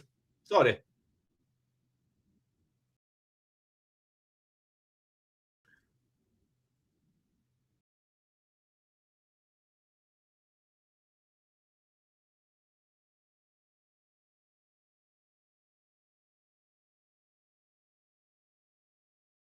He's been a passenger because he's had absolutely zero service. Not a single bit of service. Yeah, the Polish players are slipping as well. Not as much, but they are slipping. That was good from Daniel. Oh, and Dio's done well, but he's just lost the ball. So ball pummeled forward there. Dio again to take control. That's a free kick. Not ref's not having any of it, but okay. Good save from Panda again. McCrory to clean it up.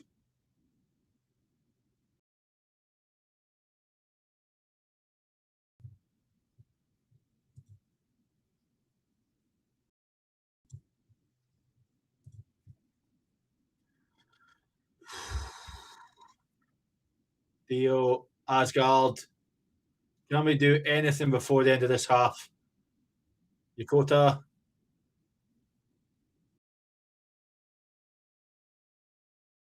He's not going to use McCrory. He's going to go to Asgard. And Asgard's going to get a booking. Or is he just saying the referee touched the ball? Surely that's a Rangers ball, though. We still have possession of the ball. Kenneth is definitely losing the plot. Yep, just too slow to make any sort of movement from Asgard. Who's on at half time, man?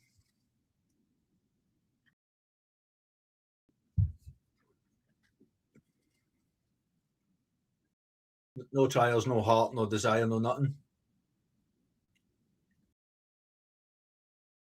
Right, you know exactly what's going to happen here. Right, that's surely a booking. That's surely a booking. Why is that not a booking? That's a booking. You can't be kicking the ball away and not be a booking. So he's giving the ball here to Rangers for a drop ball, and then he's punted it away, and it's not a Rangers ball. Whose ball? Is that a Jagiellonia ball? We had the ball. What the fuck? We had the possession of the ball, and he's went, nah, it's not your ball. Ref's fully lost the plot here. Oh my! Oh, this is all about the referee now. Have we got Scottish refs? Have we got Scottish refs now? What is going on?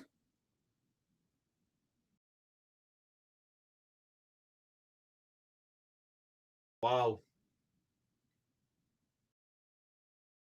Wow. So it was a Rangers drop ball. As soon as Jagiellonia punted it away, he went, no, and then just give it straight to them.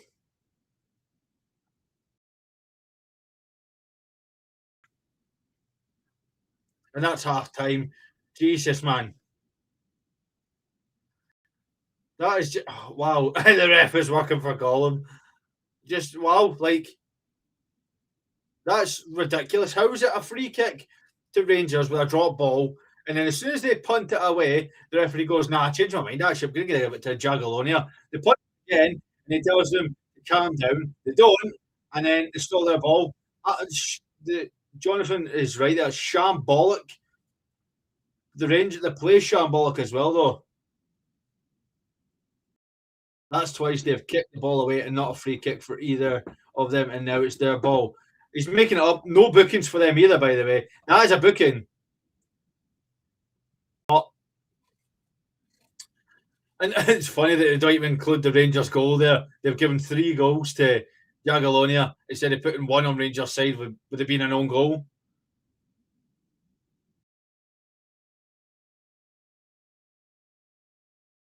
And then we're going to watch the highlights of last night's game of the Slavia Prague versus Rangers, in which Rangers won 2-1. Spoilers for you. Right. I have now joined you, Sir Alex of Hightower. I've got to say, mate, that was piss poor. That was really piss poor. Right, first of all, and this is no excuse because we've been dreadful, right? The ref goes for giving everything, to giving nothing, to giving everything, to then giving nothing. The ref's no consistent. He's got that look about him. His veins are popping out his arms. He's one of these guys. Look at me. Look how buff I am. I'm great. He's dreadful. He would fit in perfectly in Scotland, right? So the ref's been honking, Alex, right? But notwithstanding that, we could be 3 or 4-1 down here. Yeah. We have been that poor. We started brightly. We were in their faces. We done well to get our goal. 2 Romans, who I said in the pre-show, could we be maybe looking for a little bit more for Tour on that left-hand side, albeit he's not really had anybody in front of him, so maybe that was slightly unfair to say. Does brilliantly on the left-hand side. Chermiti probably should score. And we're fortunate then the hits off the defender and is in the back of the net. And then, Alex, I mean, I don't know how many times we've seen this with this Rangers team. We score and then fold. Aye. I mean, Stuart said it on the Monday night show. We seem to be the only team in world football that gets a goal, and as soon as we get a goal, we panic and it rattles us. Rather than giving us any sort of confidence to actually get forward and show what we can do, we just get rattled by it. And all of a sudden, we are then sitting here going, right, now we're 1 each. Right, switch on and try and get back in this game, try and get back in the ascendancy. Nope, 2-1 down. And you're just watching this going, right, well, what is it that they're saying? Because even at that hydration break, nothing's changed, Martin. No. Nothing's changed. If anything, we've got that bit worse because then there was the foul and the booking for Chukwueze, which could have been a red. We'll come and talk about that. But we just look like we've got so much worse. We don't look like we're even trying to attack. No service at all to Yusuf Chermiti. They said on Rangers TV that the last 10-15 minutes of that game he's went quiet because nobody's feeding them the ball at all. We've had the ball at wide to Yokota, to McCrory, to Asgard and Romans, and the ball hasn't reached Chermiti once. A lot of critics are going to say that Chermiti's been shocking, he's been poor. He's had nothing to do.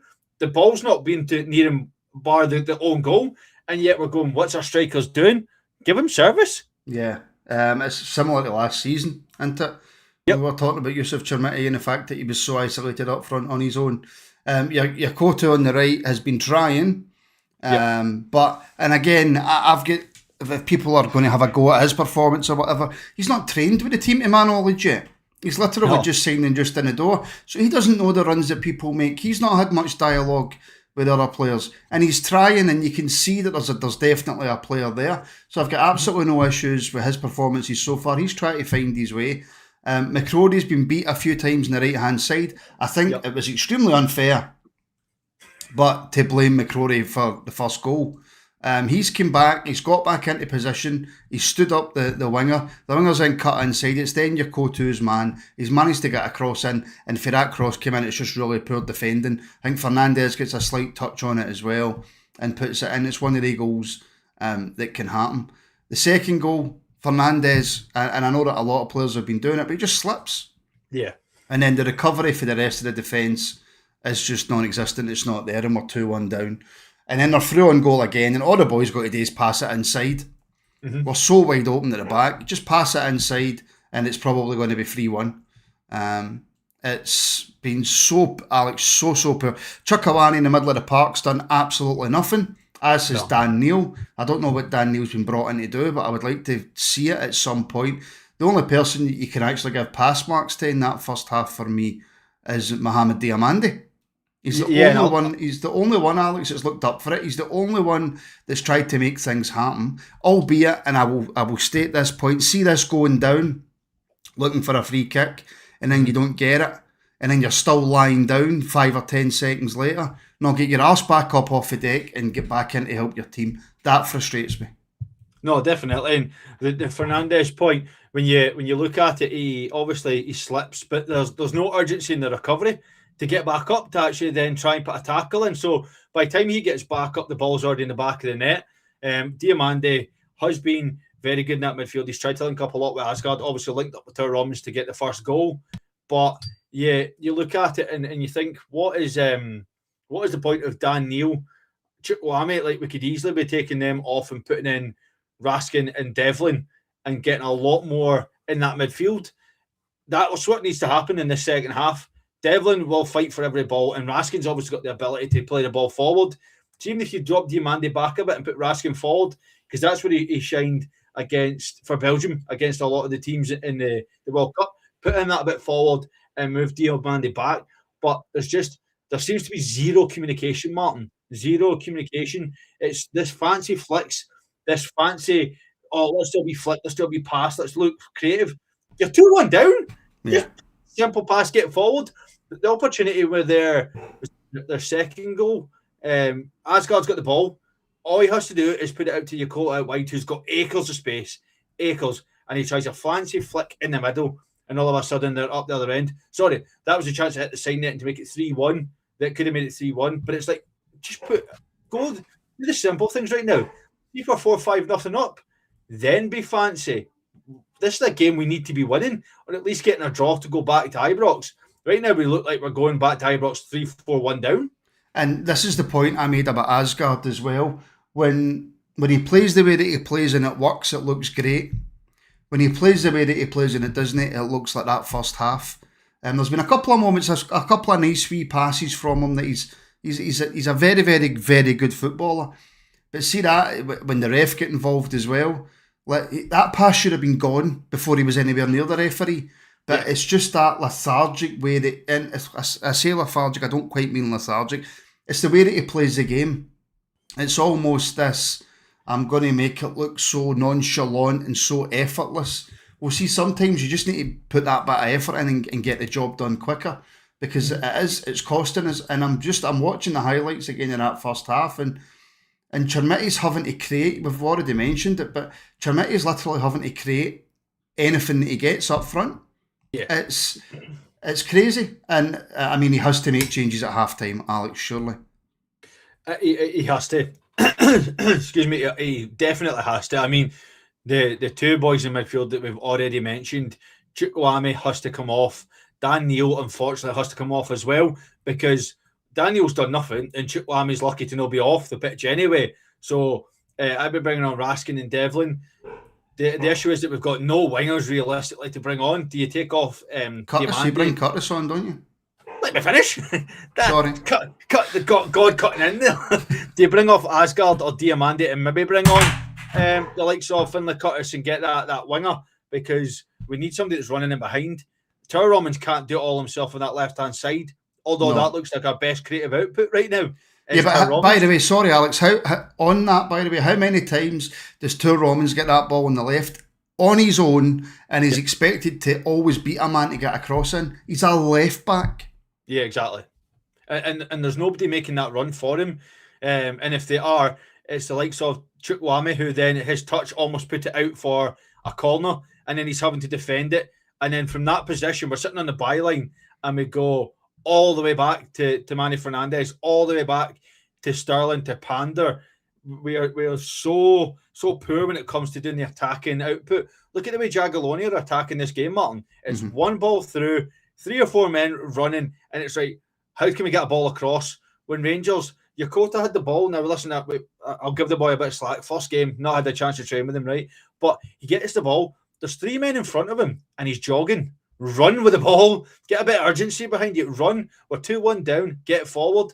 And it's just not there. And I think that's where we're going to suffer. See, if we don't get this urgency back, it's going to be, you come back to Ibrox and you're getting none of that time in the ball because the fans are going to be screaming at you to move. And you can see at the hydration break, Martin, Derek McInnes was fuming. He is fuming with that reaction. Yep. Get moving. Move. And can I also, sorry, can I just add as well, because I know the second half's near enough ready to start.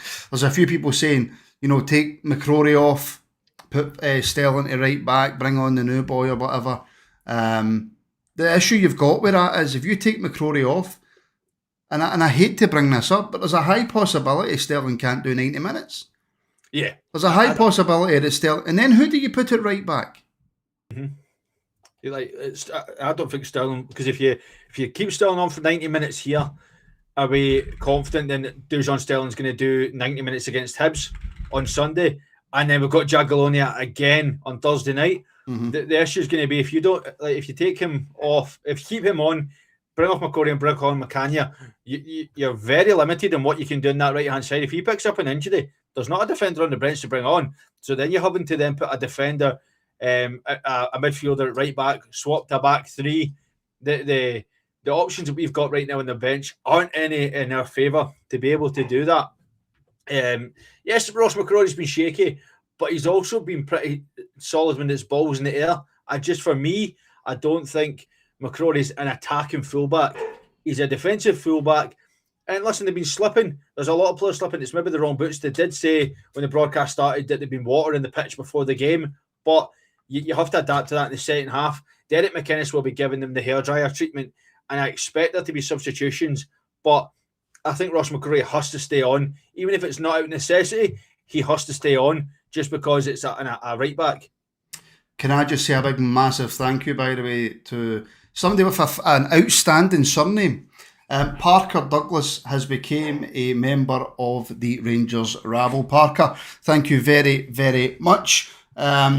You'll get access to loads and loads of extra content, including the morning phone-ins, your Tuesday night Thompson's Tuesdays, your Thursday night throwbacks, your weekend randoms, your CEO phone-ins. It's a CEO phone-in tonight, actually, so being on the Rabble Sports team, you won't get that, but we do have a phone-in for CEO members at 9 o'clock tonight. I'll be hosting that one. There's people in the comments saying that I've obviously not been listening to what the commentators have been saying, that Raskin might be coming on at half-time. I did see Ross McCausland on the bench there as well, Alex. I don't think Ross McCausland would be the worst shout in the world. No, he probably isn't the worst shout in the world. He's got pace, Ross McCausland. He's got the ability to get it behind. But he's obviously... He's a winger. He's what we need right now. You can do a lot better than Ross McCausland, but you can also do a lot worse than Ross McCausland at this stage, because realistically, we're not getting the service from Taylor Asgard going to the byline trying to beat a man. You will from Ross McCausland. Is the second ball always the greatest? No, but he's at least going to be trying to get that in, and you can then maybe move Taylor Asgard into the middle. If Raskin's coming on, it's a positive sign. Derek McInnes, a lot of managers are reluctant to make 2 and 3 substitutions, but we do need that 2 or 3. William, no, if it was me, not over Curtis. You go Curtis first, and then if you're not, then you would go McCrory. But Curtis is your first choice every day of the week. Yeah, 100%. Right, Alex, mate, I will let you get back to it. Thank you very much, Martin, for coming on at half-time. No problem. You're absolutely welcome. And I will leave you all in the very capable hands of Mr. Hightower. And once again, thank you very much, Parker, for signing up as a member. I hope that you enjoy all the extra content that comes with that as well, my friend. Thank you very, very much. Of course, if you want to become a member now, you can. Just simply click the link in the description. But Alex, mate, over to you. I'm just going to shake my head, like just giving himself all the credit there. That's just Mr. Douglas for you. Oh, thank you, Martin. You're welcome, Martin. See you later, Martin. Aye, no bother, sir.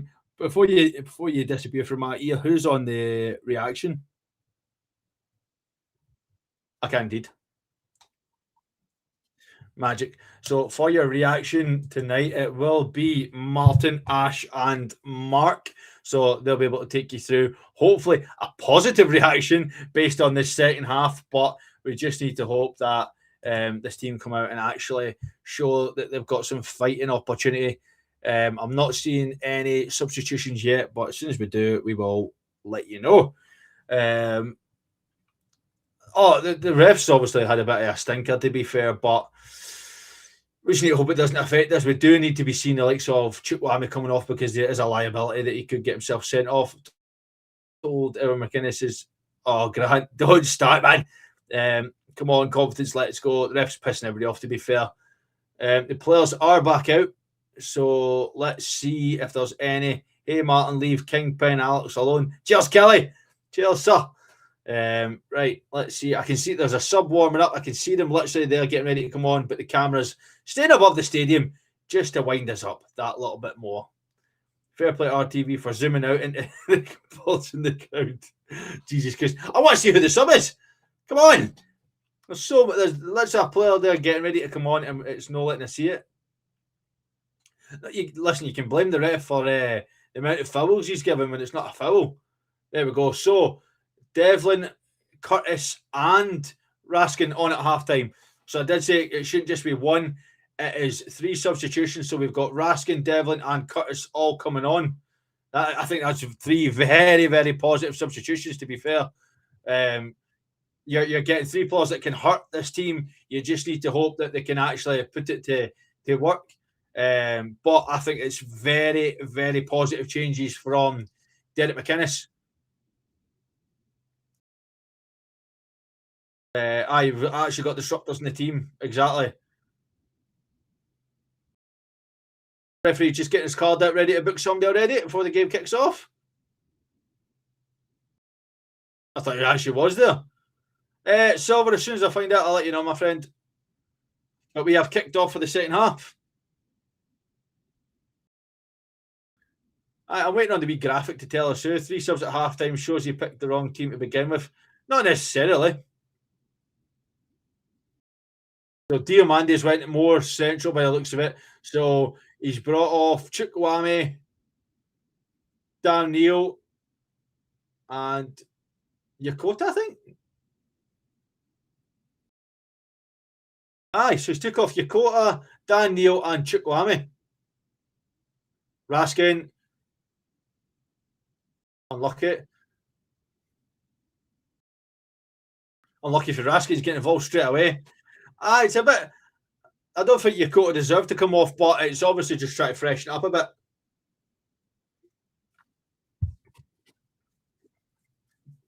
Rangers doing well to hem them in here. Out for a Rangers throw. It's gonna. I was always going to be a bit of contention in it for Yakota if he should have started or not, but full time Jagiellonia 3, Rangers 2. Let's hope not. Taylor Asgard needs to prove it now for why he's been left out there because he didn't have the best first half. That's a great ball, by the way. And Romans has done unlucky there. Took the captain off. Might have been better bringing him on as a sub. Did we get a gift receipt for Dan Neil? Had to look Jagiellonia up as I didn't know they existed. Jesus. It's his first game. But Dan Neil was captain, was he not? So I wonder who's took the armband.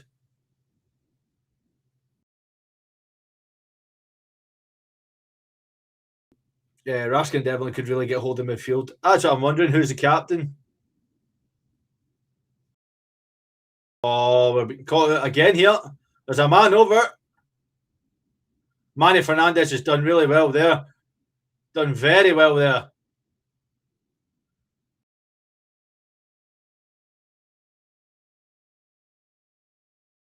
Done well from Curtis. There you go. Devlin, Raskin and Curtis on. Neil, Yakota and Chukwami off. He stopped the game there. It's not even a head injury. Wow. The referee's actually stopped the game there to get him the treatment. He's not a head injury.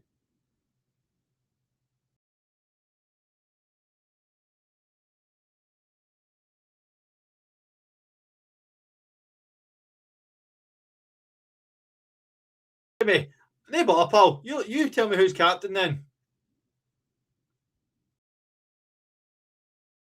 You find that armband for me.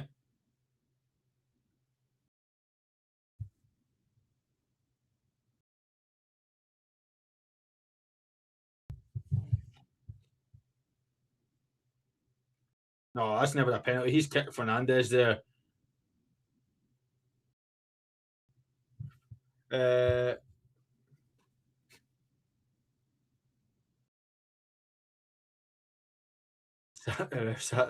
Daniel, I think we're probably tied up with them already. Do you think they can pull a draw here? I think we can get a draw in the ball, right? I don't think there's VAR because not once have I heard VAR be mentioned. I thought it was here.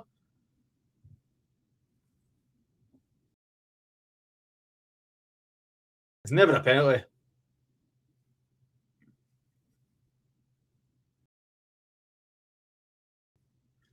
So, right, Fernandez with a drop ball. He's put his legs between him. Should make me captain because I give a shit. Definitely not. Definitely not. Raskin. Tell McCrory to get forward here. McCrory. That's a Rangers. Well done. Diamante's one is a. I think it might be Raskin.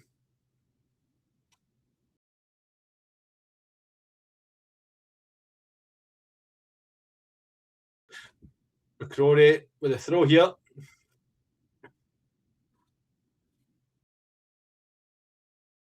Diamante's done well. Oh, Jesus Christ. I think it was Dujon Sterling, but also I have no clue. At this point, I have no clue who the captain is. Not Scooby. Well, it's no Raskin. It's no Asgard.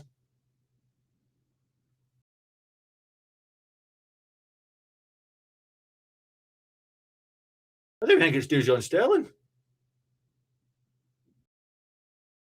I have no clue who the captain is. That's going to annoy me now. I don't think Nico's captain either. He's not got the armband on. It showed his shirt there. He's not got the armband on.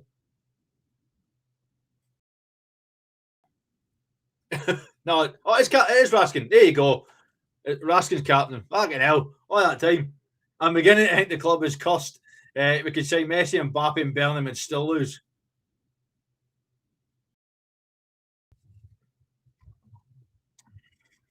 Right.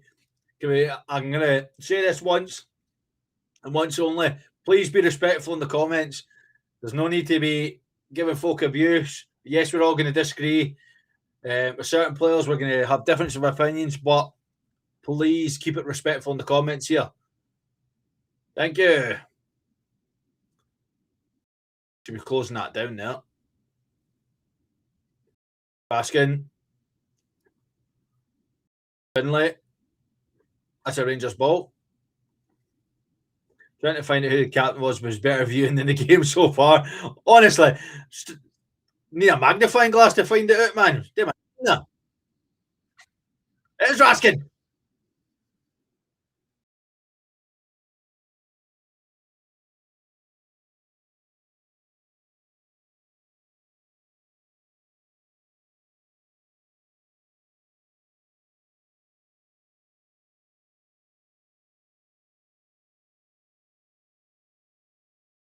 This Jagiellonia, they're getting hemmed in here. This is good.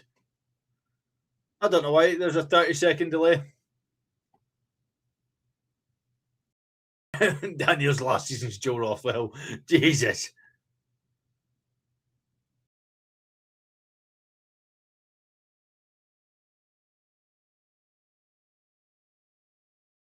What's he giving there?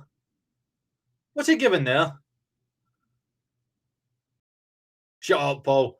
I think he's actually done the 5-4-3-2-1 before we haven't had the ball in our hands.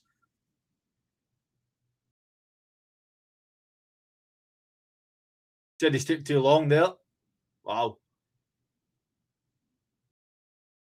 That'll be their ball again. He's got the same squad number as Slothwell. Jesus Christ, man.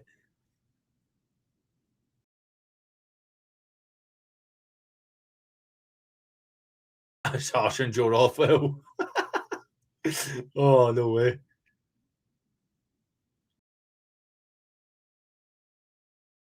Committee. Oh, take a free kick. Raskin slipping, but he managed to get the ball out wide. Curtis in a great position here. Puts the ball in the middle. Devlin's done well there as well. But nobody challenging for it in a Rangers jersey. Devlin again. Chimity, Raskin. He's going to get the free kick. Silly.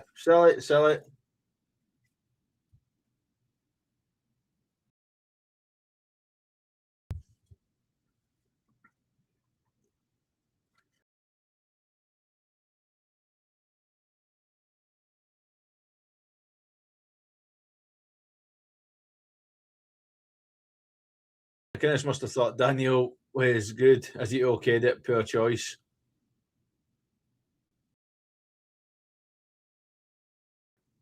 They just keep slipping everywhere, our players.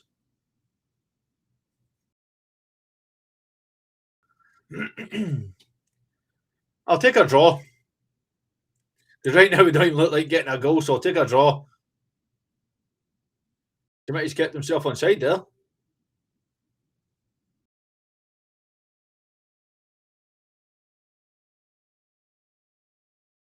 Every fucking time with McCrory.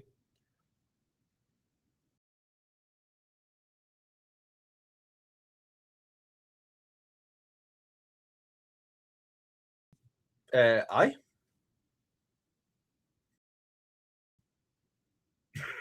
Right, okay. As you can tell, I'm having a conversation with Martin because God has appeared again.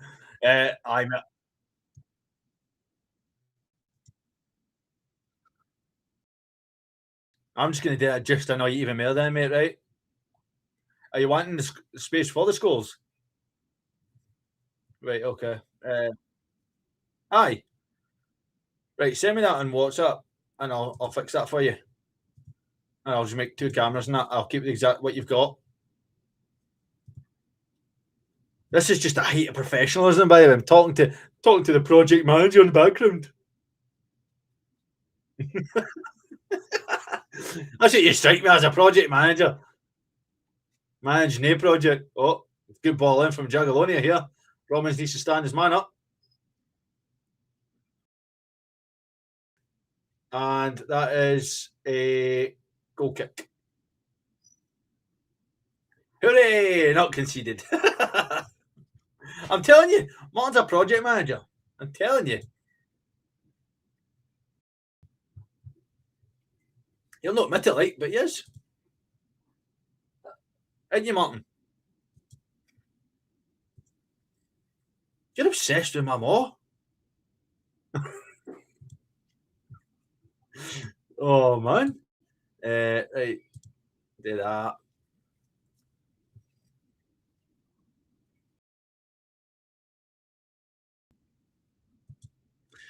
I think we should. That's a great point, by the way, that I will now bring up to the people as it's my own point. Do you not think that it's a bit concerning that there was 3 subs at half time and not one of them was Dragijevic? A bit concerning, that. That's a good ball in. Well done by McCrory. Just really stealing your point there. I think it's a massive concern, though. I think it is the fact that we've done two subs in midfield and not a single one of them was Dragicevic. Curtis driving forward here, puts a ball in, and it's just absolutely nothing. Chimiti. Oh, see what I mean? It's just silly flicks. Just stand the ball up and turn and face the man. Oh, wait there. Wait there.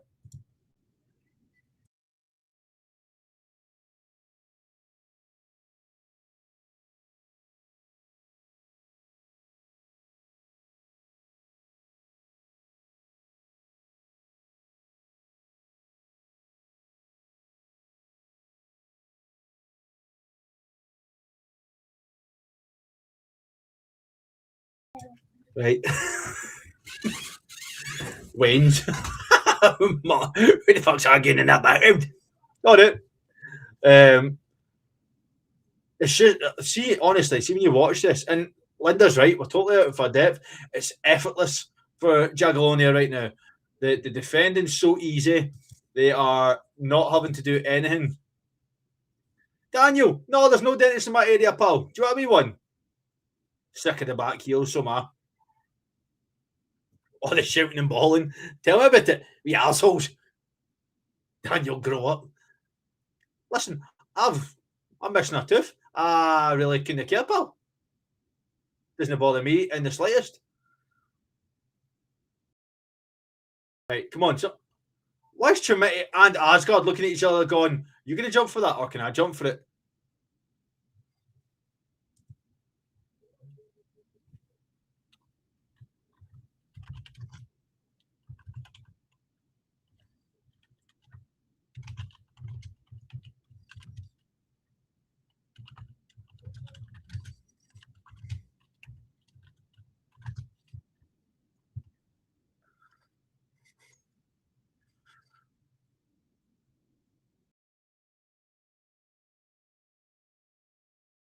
Just shocking, man.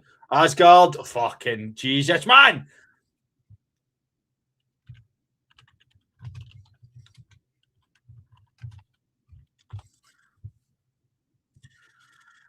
Just so easy, man. Like, right, I'm not even going to criticise the fact that Devlin fucked that. Well, I am. But what I'm going to say is, why is he not going to Yusuf Chimiti? Go to your striker. Oh.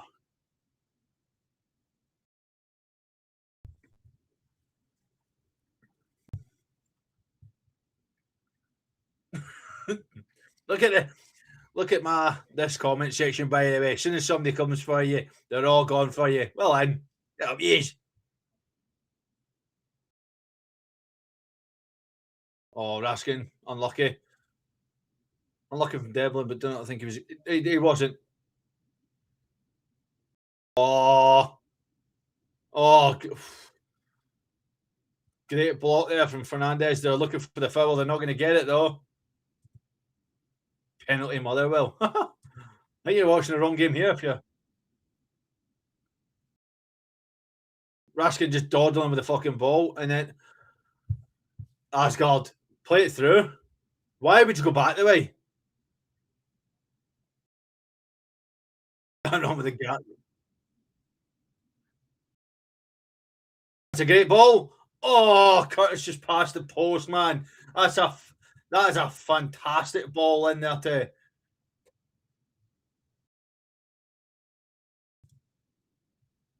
And he's not giving it, is he? Should be a corner, but he's not going to give it.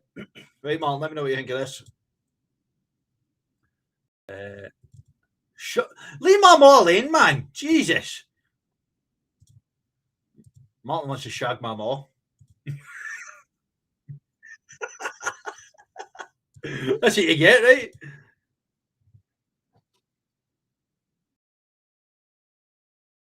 Devlin, play that forward. Great ball to Finlay if he can keep this in. He can as well. Finlay does well. Curtis, oh, unlucky. Asgard. Devlin. Oh, and the keeper has to tip it over the bar.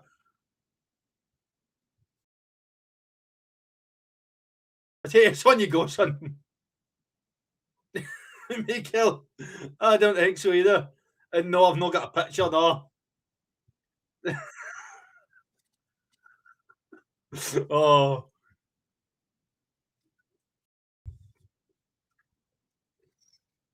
Right, Asgard on the corner here. It's a bit better. We're starting to pick up the pace a wee bit here. What do you think of that image, Martin? Is that all right? Good ball in. Oh. Oh. Aye. James, definitely not, pal. Thanks for trying to be positive, but no. Are you grinding in the background? Is that your... Oh, lovely. All you can hear is Scottish water outside Martin's window. Jesus Christ. Mum, I tell was your mum 13 foot tall too. No, she's 11'5". Jesus. We need that kind of pace the whole game. We're just not getting it. But Romans had to put the ball out there for a Jagiellonia corner.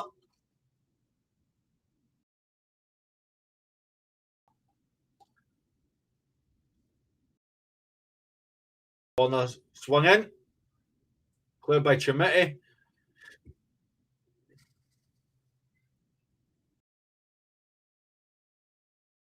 There's just no support up top here. Bet you're punching above your weight with the misses. Oh, I'm well punching, by the way.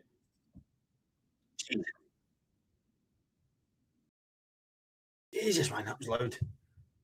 I wait to have a wee look back at it.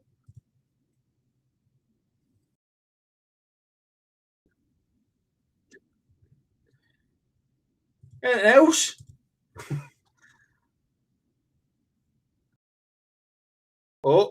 Oh, it's great from Dujon Sterling there, to be fair, but nobody's out to it. Romans, just see this out of play. Yeah, well done, Romans.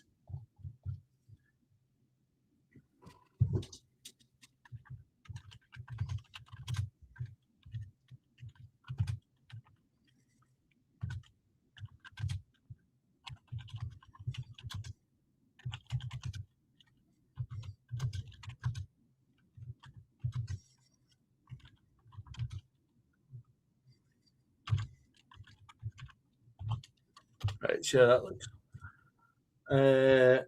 Compliment. What I missed here? Sitting in McCrory, Alex used to get other birds as lead singer. Shut up. Aye, Jamaica's not done the great, to be fair. Should they vote? Well, McInnes get a win before Gerrard tons. Compliment, look at Alex. Shankland should never be a captain. You have to earn that. His team was just better. They're better quality overall. It's only a second game, but it's a very important game, Jimmy. Hightower's Ma's that tall. She needs to walk over 400 miles before the heat disappears over the horizon. Oh, Jesus fucking Christ.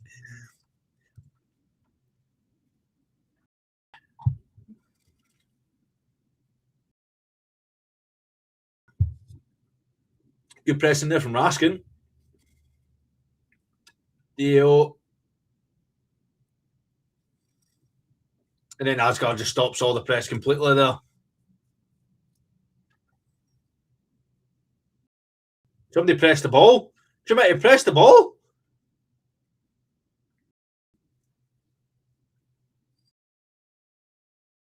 Why is it we don't pressure a goalkeeper at all?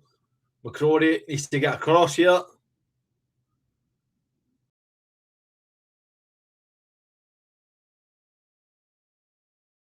He's going to keep this alive because nobody's getting across to him. Jesus. Comments are going mental, man. Raskin's definitely improved the midfield since he came on. Pander at the back post here. Oh, good save there from Pander. Nice and easy.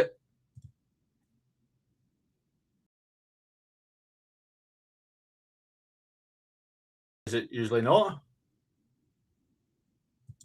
I mean, you just increase it.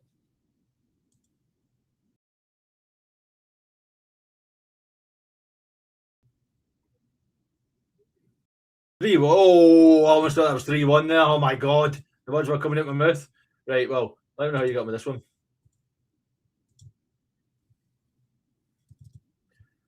It's no unprofessional, this, Martin, talking away to me while I'm trying to do a podcast here.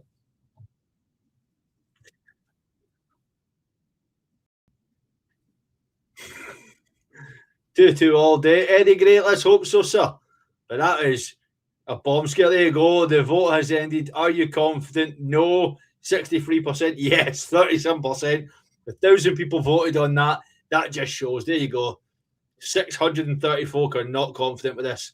Ball across. Nico's done well there. Devlin. Curtis. Raskin. Curtis, run. Chimeti just running well offside. And Chimeti, get in the middle, man! Fucking, why are you waiting for a ball out wide? You're the striker.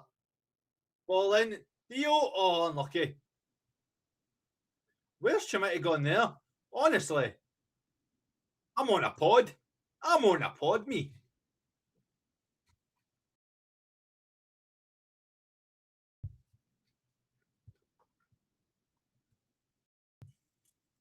Thank God I'm still at work.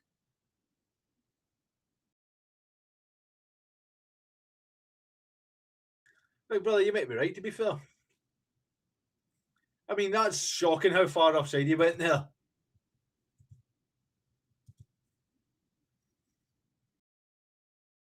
Another hydration break. Is this going to be a thing all of Europe, or just because it's absolutely roasting over there? Do you know who I am? I'm famous.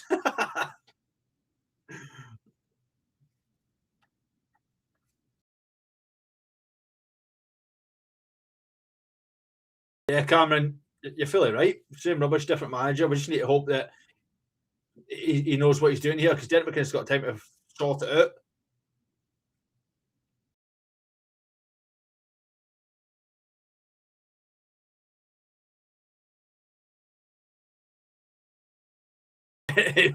Right now he's probably cheer donkey, aye.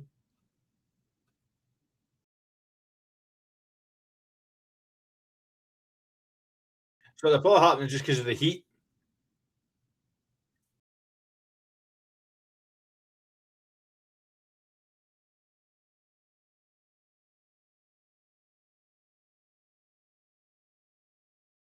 Oh, right now they're not Champions League material, John.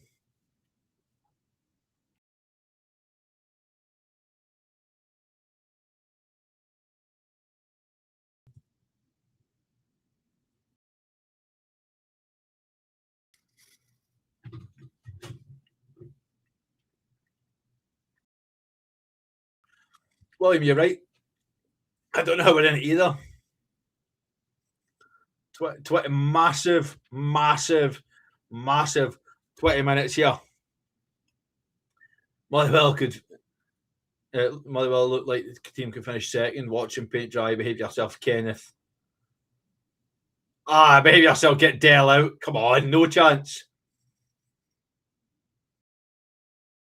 I'm just not read that comment out. That is a trap. Aldo, no wonder. No wonder.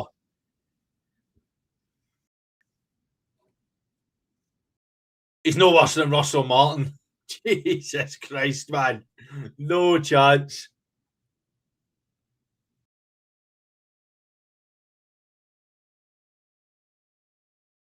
Would you take 1,000 to 1 for Rangers to win the Europa League? I don't think we're going to get in Europa League at this point.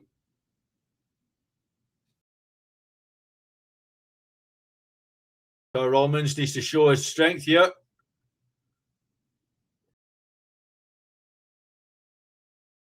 Romans does well. That's a Rangers ball. Yeah, look, very lucky it's only 2-1.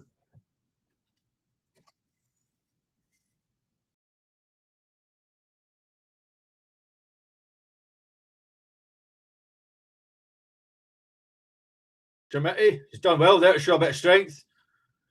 He's got Diamande. Diamande gives it back to Chimeti. No, goes it alone.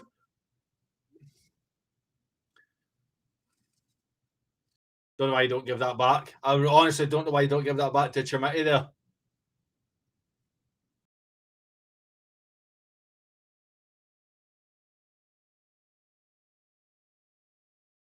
Aye, statistics mean nothing in this scenario. You need to get Chermiti off now and get Lawrence Shankland on.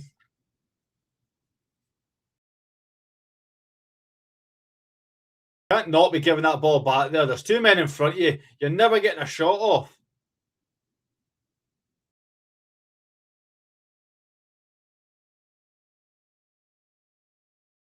He's giving the free kick. Oh, fuck off, man. Oh, come on. I don't care. Martin, if you're there, can I have a beer, please, sir? Yes! Because this is driving me to it. I'm only asking because it's a public show, right? I'm not asking Mark's permission like he's my father.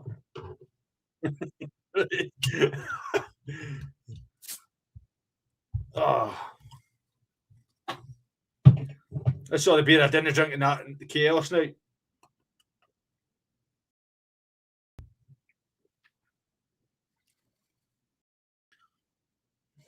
So why is that not even a contentious free kick there, referee? Good ball it went to Curtis.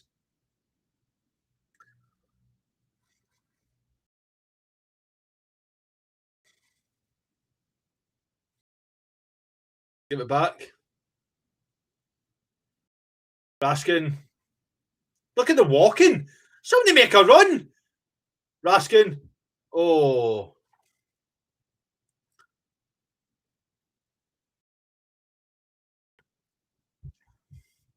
Fernandez. Chermiti. Fernandez. Oh, he's done very well there, Manny. Raskin. Raskin. Asgard. No, it's a Coors Light. Cabot. Shut up, you.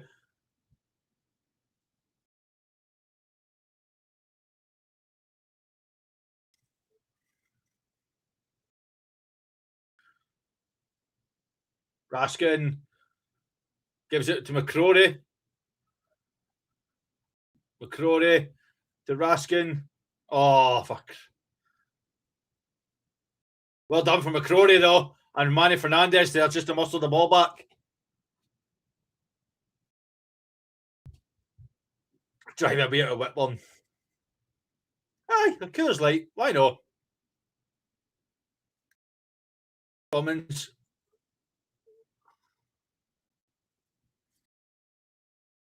That's a Rangers ball. Referee didn't even have a clue there, by the way. I don't see why we're not seeing Dragijevic. There he is. Speaking of man, he's shot up here. Dragijevic. Tail Asgard off. Dragijevic on. Come on, big man. Dragijevic.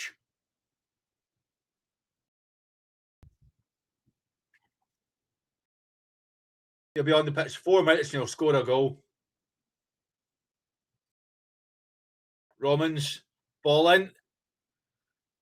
Oh.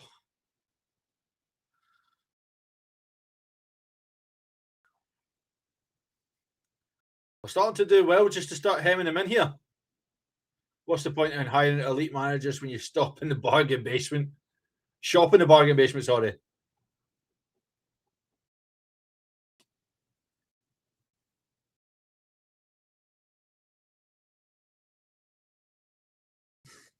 Raskin. Oh, he's done well there. Dio. Curtis. Raskin. Oh, he's done unlucky there. Raskin. Dragijevic. Finlay.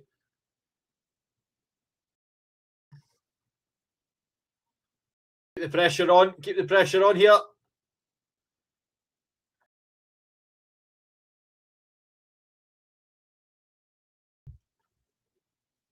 McCrory.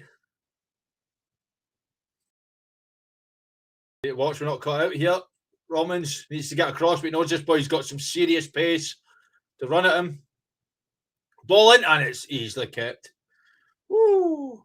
Aye, Romans is definitely running on empty. Definitely.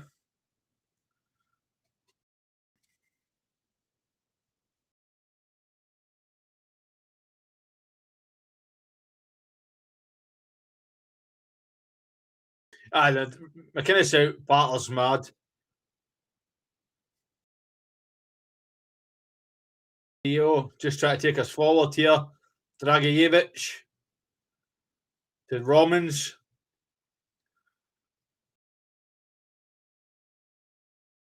Martin just smashed his keyboard there.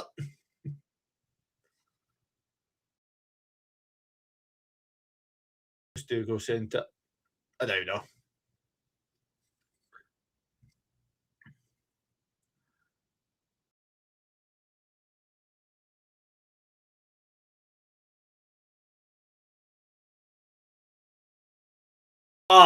Stuart, I don't have a clue why we're sitting here with one left back. I don't get it. Aye, the McInnes to be sacked Partle's a bit silly, to be fair, but I know folk are saying we're losing in Europe. It's the first leg. We've still got the home leg to go. It's not like this is the game that decides it all.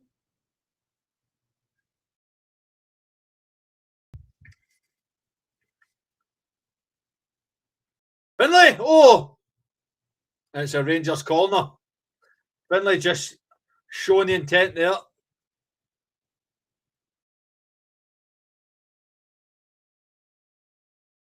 Martin smashing the shit out of his keyboard.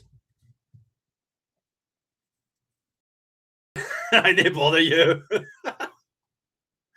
Oh. Listen, we're all entitled to our opinions, but please just keep it respectful.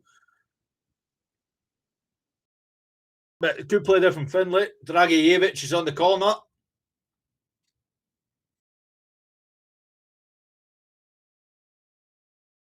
Oh, keeper's had to punch that.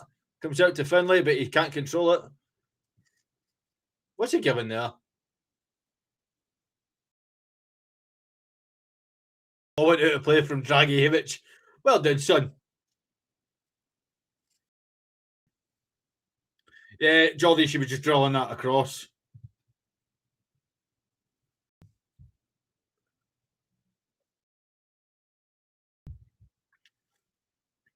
No, Spanky, I get that, mate. A lot of people are not going to accept other opinions, and fair enough, but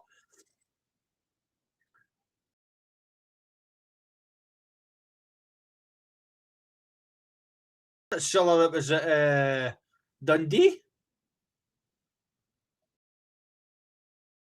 Rangers have still got a chance. It's only one goal in it.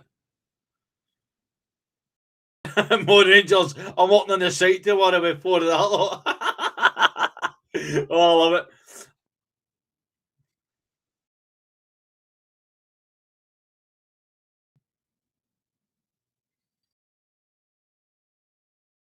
Oh, great there for Devlin. Just to nip in. Sterling. Oh! Right through the back of Sterling.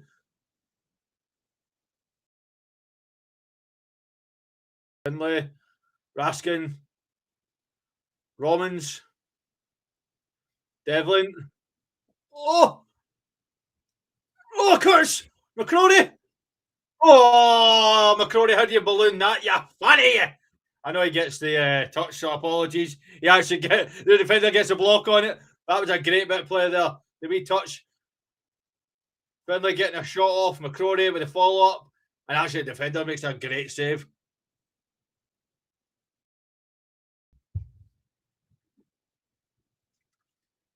Right, Dragijevic again. Ball in.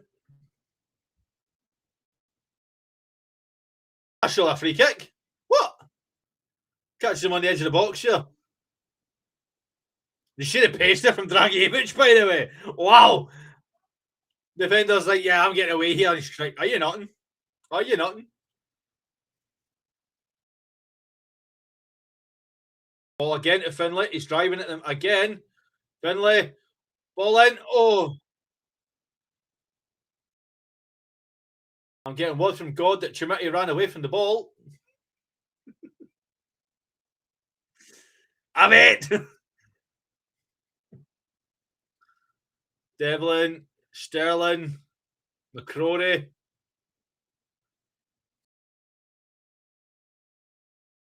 Aye, Devlin's just rattling everybody on the pitch, by the way.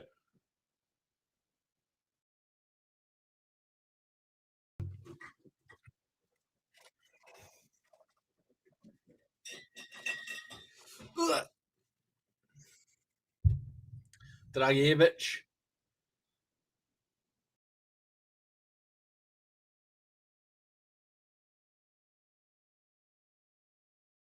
Ah, for fuck's sake, that's poor. The night's ruined again. The wife's raging is no nookie tonight. So, Shankland is on. Oh, I say he's on. Like, he'll be on at the next break of play.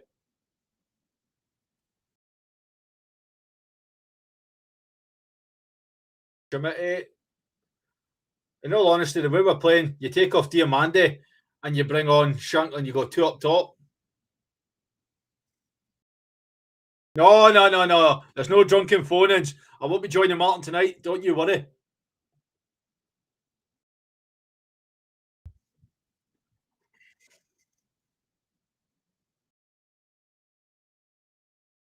This isn't a pub team.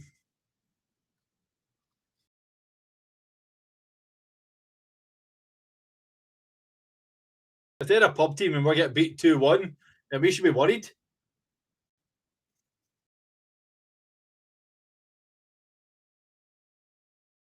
Dragievich, Finlay, Curtis. No, I'm getting players wrong here now. Curtis has done well. He's just lost it there. Too heavy a touch. And here comes Lawrence. Yeah, exactly. They're ranked 11th in the world with 36th.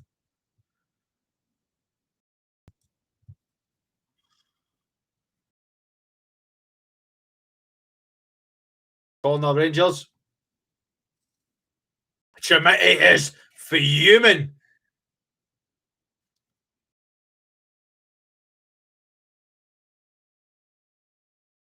Oh, he's got McCrory for Shankland. Back three.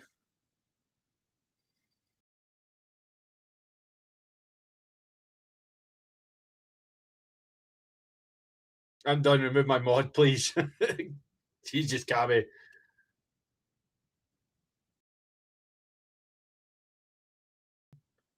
Oh!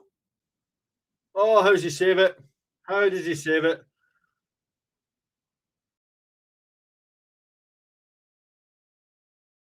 Oh, how's he no score that? One of my best memories of the World Cup when I met my customers here in the USA and they bragged about Scotland drinking cities, but not drinking light beers. How dare you? I will drink light beers all I want, right?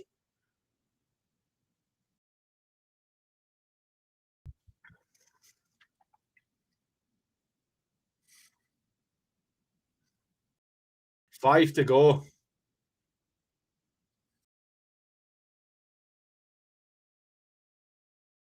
Referee will get a free kick here. Told you.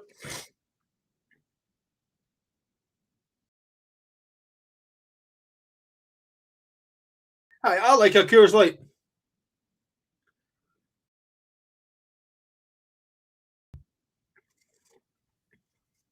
They're healthy for you, exactly.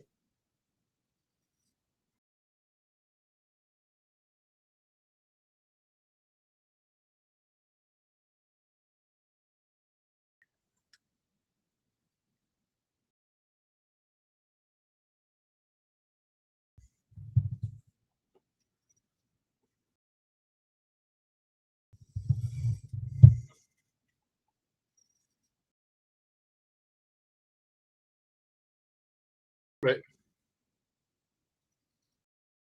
No worries, mate. That's fine. OI Productions, what a goal. What a goal. Oh my God, it flew over my house. It was that much of a good goal. Jesus.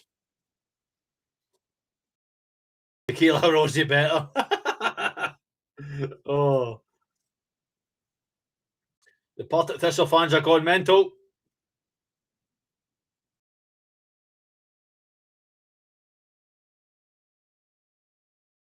Certainly doing well there by a foul. Decent finish in NFL. Panda with a good ball out here. Dragijevic. Dio.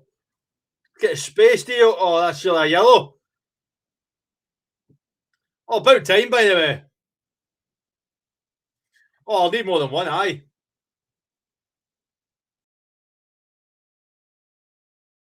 I'll tell you what happens, Ken. If we lose to Hibs, then we lose to Hibs. Simple as.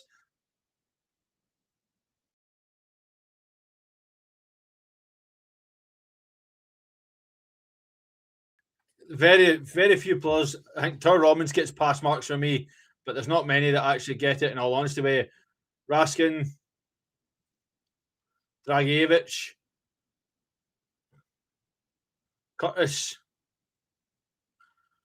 with the ball in here to the back post. Shankland appealing for the handball, but never getting that. 8-8 with Hibs. It's not never as good as the Guinness. No.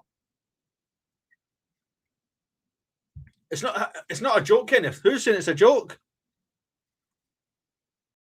Who's saying it's a joke? I get this is Rangers.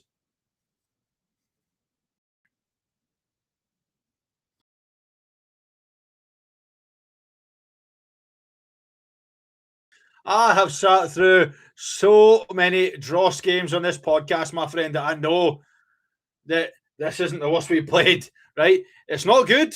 I won't disagree that we're losing 2-1 here to Jagiellonia.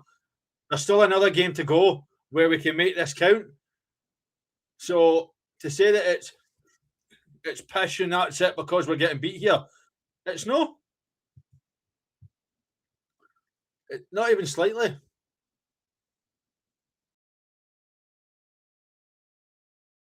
How are we having a worse start than when Russell Martin?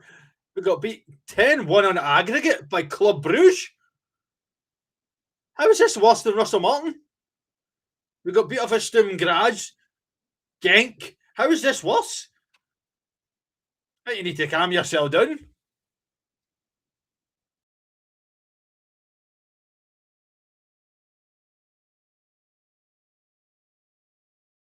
Listen to the Rocky IV soundtrack.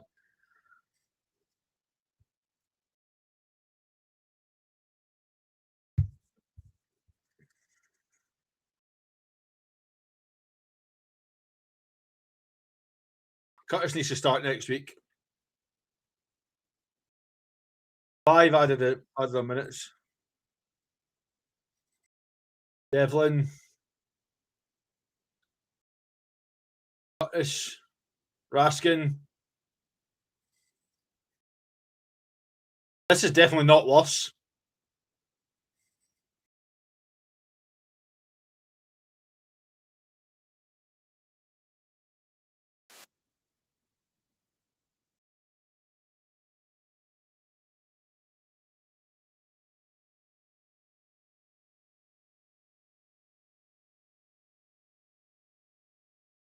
Theo Dragijevic.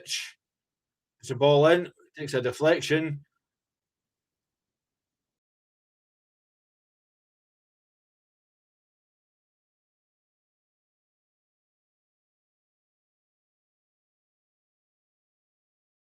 Oh, how is that a free kick? What game did Martin win in Europe?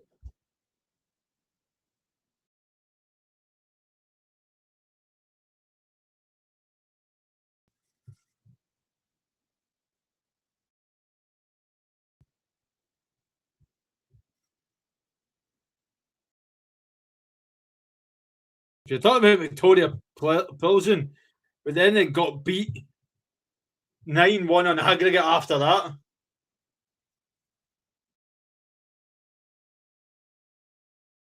Go, you chukta. Who's that chukta? Who's that chukta? Panathinaikos.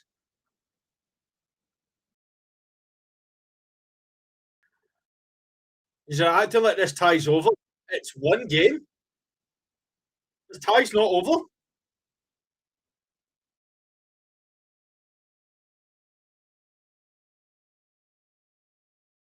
I'm not spaced out at all. I'm not saying we shouldn't be accepting that this is pish, but this is not finished. Shankland.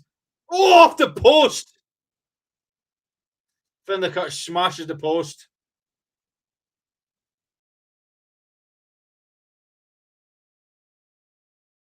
So unlucky.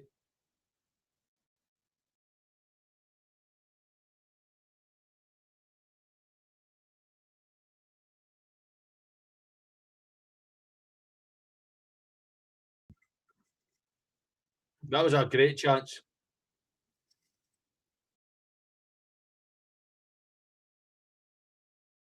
I think he's already to calm down, by the way. Jesus, man. Right, what? Come on, what? This game isn't over. It's the first leg is over, yes. We've still got a game at Ibrox to go. We could get many more signings in by then as well.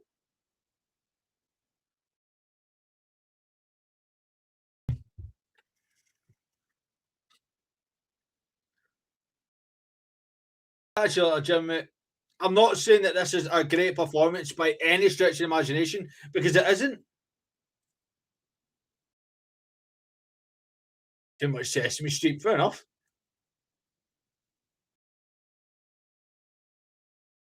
Oh, right, okay. Folk can't handle their emotions.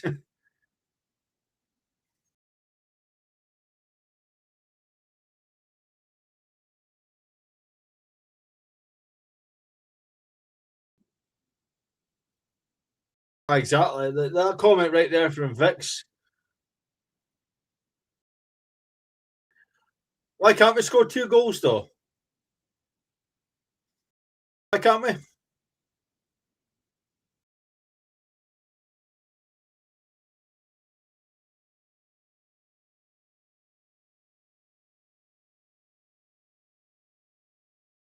Exactly. I don't get why we can't be scoring goals. Jesus, man. Cries no surrender, and we're sitting here going, fuck it, by the way. We got beat. Let's just sit with the Conference League. Fucking show some fight. I know the players aren't in this game, but this Jagiellonia have been under the cosh for a lot of the game, and we've just not. We've not been at it. Dragijevic.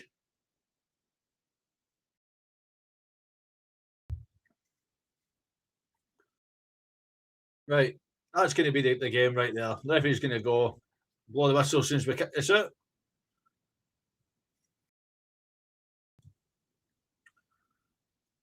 You know the referee's going to blow it. Told you, there you go. And it is the final whistle. So it has finished. Jagiellonia 2, Rangers 1. Obviously, it's not what any of us want to see, and I'm telling you, but there is still another game to go. Whether or not we can do that next week at Ibrox, time will tell. We have obviously got Hibs to take first, but it is only the first leg. We've still got another game to go. I'm waiting on.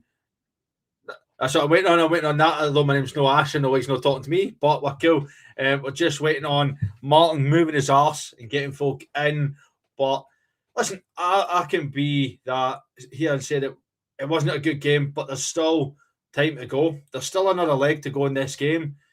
Did we play the best there? Definitely not. But we've still got another game to go. We've got Hibs. There'll be signings in. There's time here for Derek McInnes to make the changes. I think the heat will be a contributing factor. I'm never going to use that as an excuse to say that we got beat, because it was 2 piss poor goals we conceded. But we showed fight. Finlay Cutters probably deserves to start the next game. Will that happen? I don't know. Some good sounds from Raskin coming on. Dragijevic. Shankland didn't really do anything when he came on. But I think it's going to be down to Hibs. See how this team gels. And then it'll be all down to the second leg next Thursday. If Rangers don't make it count, it could be curtains, but we just need to show exactly what we can do. And it might be embarrassing that you're getting beat, but I also don't think it is. Jagiellonia are a good team. They're a good team in the Polish league. Yokota was good. I quite like Yokota, by the way, but we just need to wait and see what you can do next week. Was it maybe a bit early to start him? I think so. But I am just getting ready to hand over to Martin, Ash, and Mark for your reaction. So don't go anywhere, folks. We will be doing a reaction to this game. Whenever you're ready, Alex. Well, there you go. I've just heard the sign there. So, folks, I want to say thank you very much for joining me on this watch long. It has been an experience. We'll put it down to that. I am going to pass it over to Martin, Ash, and Mark as they take you through the action. Take it away, Martin. Thank you very much, Alex. Thank you very much. No Mark, just me and Ash for this reaction. First of all, I've got to start out by saying, Ash, welcome. How are you? Very well, thank you. To be back on. It's been a while. It has. It's been a little bit. I'm not going to say you've been avoiding us or anything, but after watching that, I can understand why. This would have been one to avoid, I think, but I've pulled the short straw, so here I am. Here you are.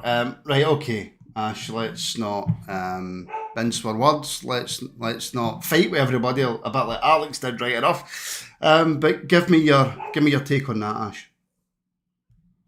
I think overall disappointing. I think I'm certainly in a better frame of mind full time than I was at half time. I thought the first half was diabolically poor. I thought there was mistakes everywhere. I think the selection was poor. I think it's a bit of a concern that McInnes has had to make 5 subs at half time in 2 games. That indicates to me that he's struggling to find the right balance, albeit the subs he made at half time made a huge impact. There is lots of negatives, Martin, and I'm sure we'll get into them. The positive you have to take is the tie is not over. We didn't concede that third goal that potentially I thought at one point we were going to.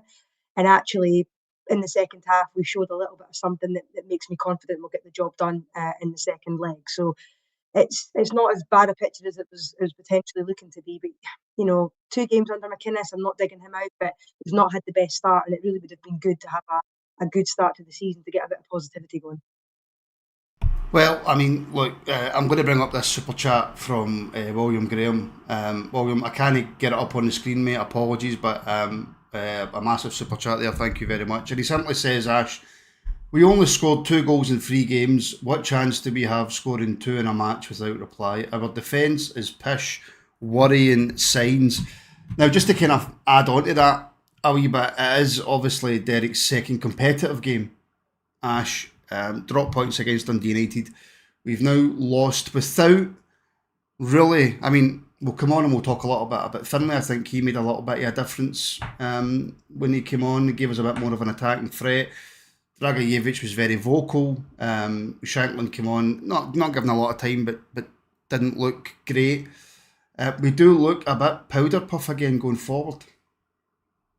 We do, and I think, the focus has rightfully been on the wings for the last week or so, because we lack in there, that department so obviously.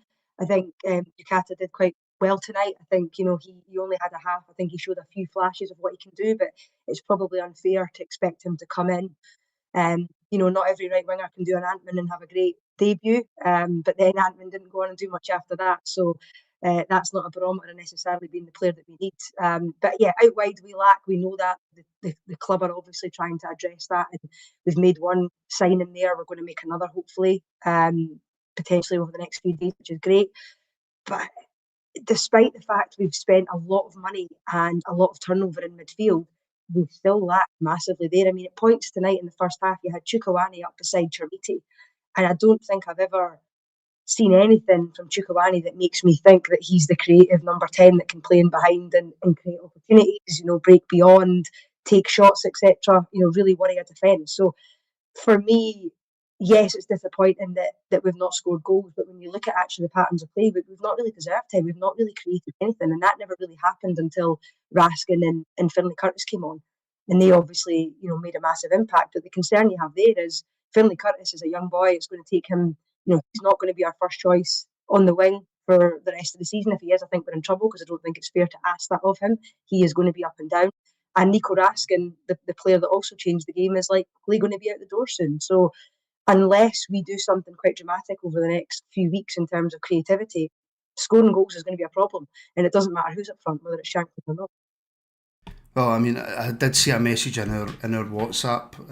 I think it was from Lewis, and it was along the lines of kind of what you just said there. It's a bad day. Well, maybe not a bad day because he's a great player, but Raskin looks levels above anything else that we've got in the middle of that park, and it is more than likely that he will leave. It is, and don't get me wrong, I've been one of these people who kind of made peace with it and thought it was probably the right time, because I don't think Raskin has hit the heights that he has for Belgium, for Rangers. But when you look at the difference he made, I mean, one of the criticisms I have of Raskin is he doesn't use the ball well. Well, he used the ball really well second half. He was the one switching play. He was the one, linking up on the left with Finlay Curtis and creating a few opportunities.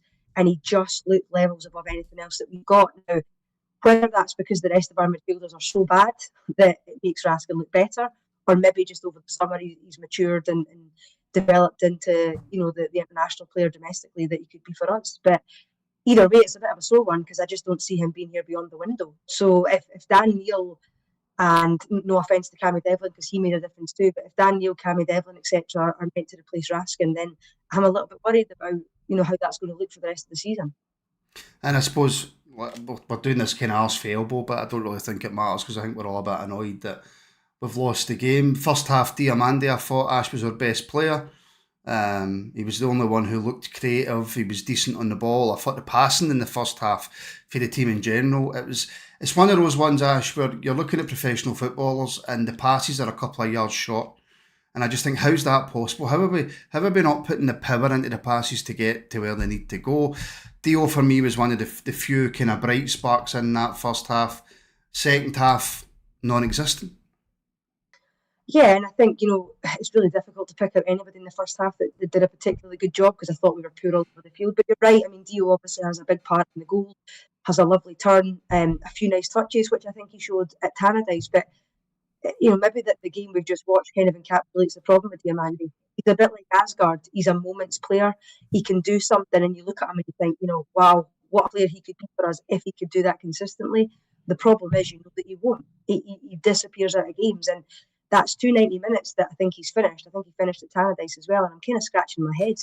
I don't think he probably deserves to finish those games. He looked knackered, and he just goes missing when the going gets tough. And to your point about passes and stuff, to me, that's just sloppiness. There's no way these guys can't make those passes.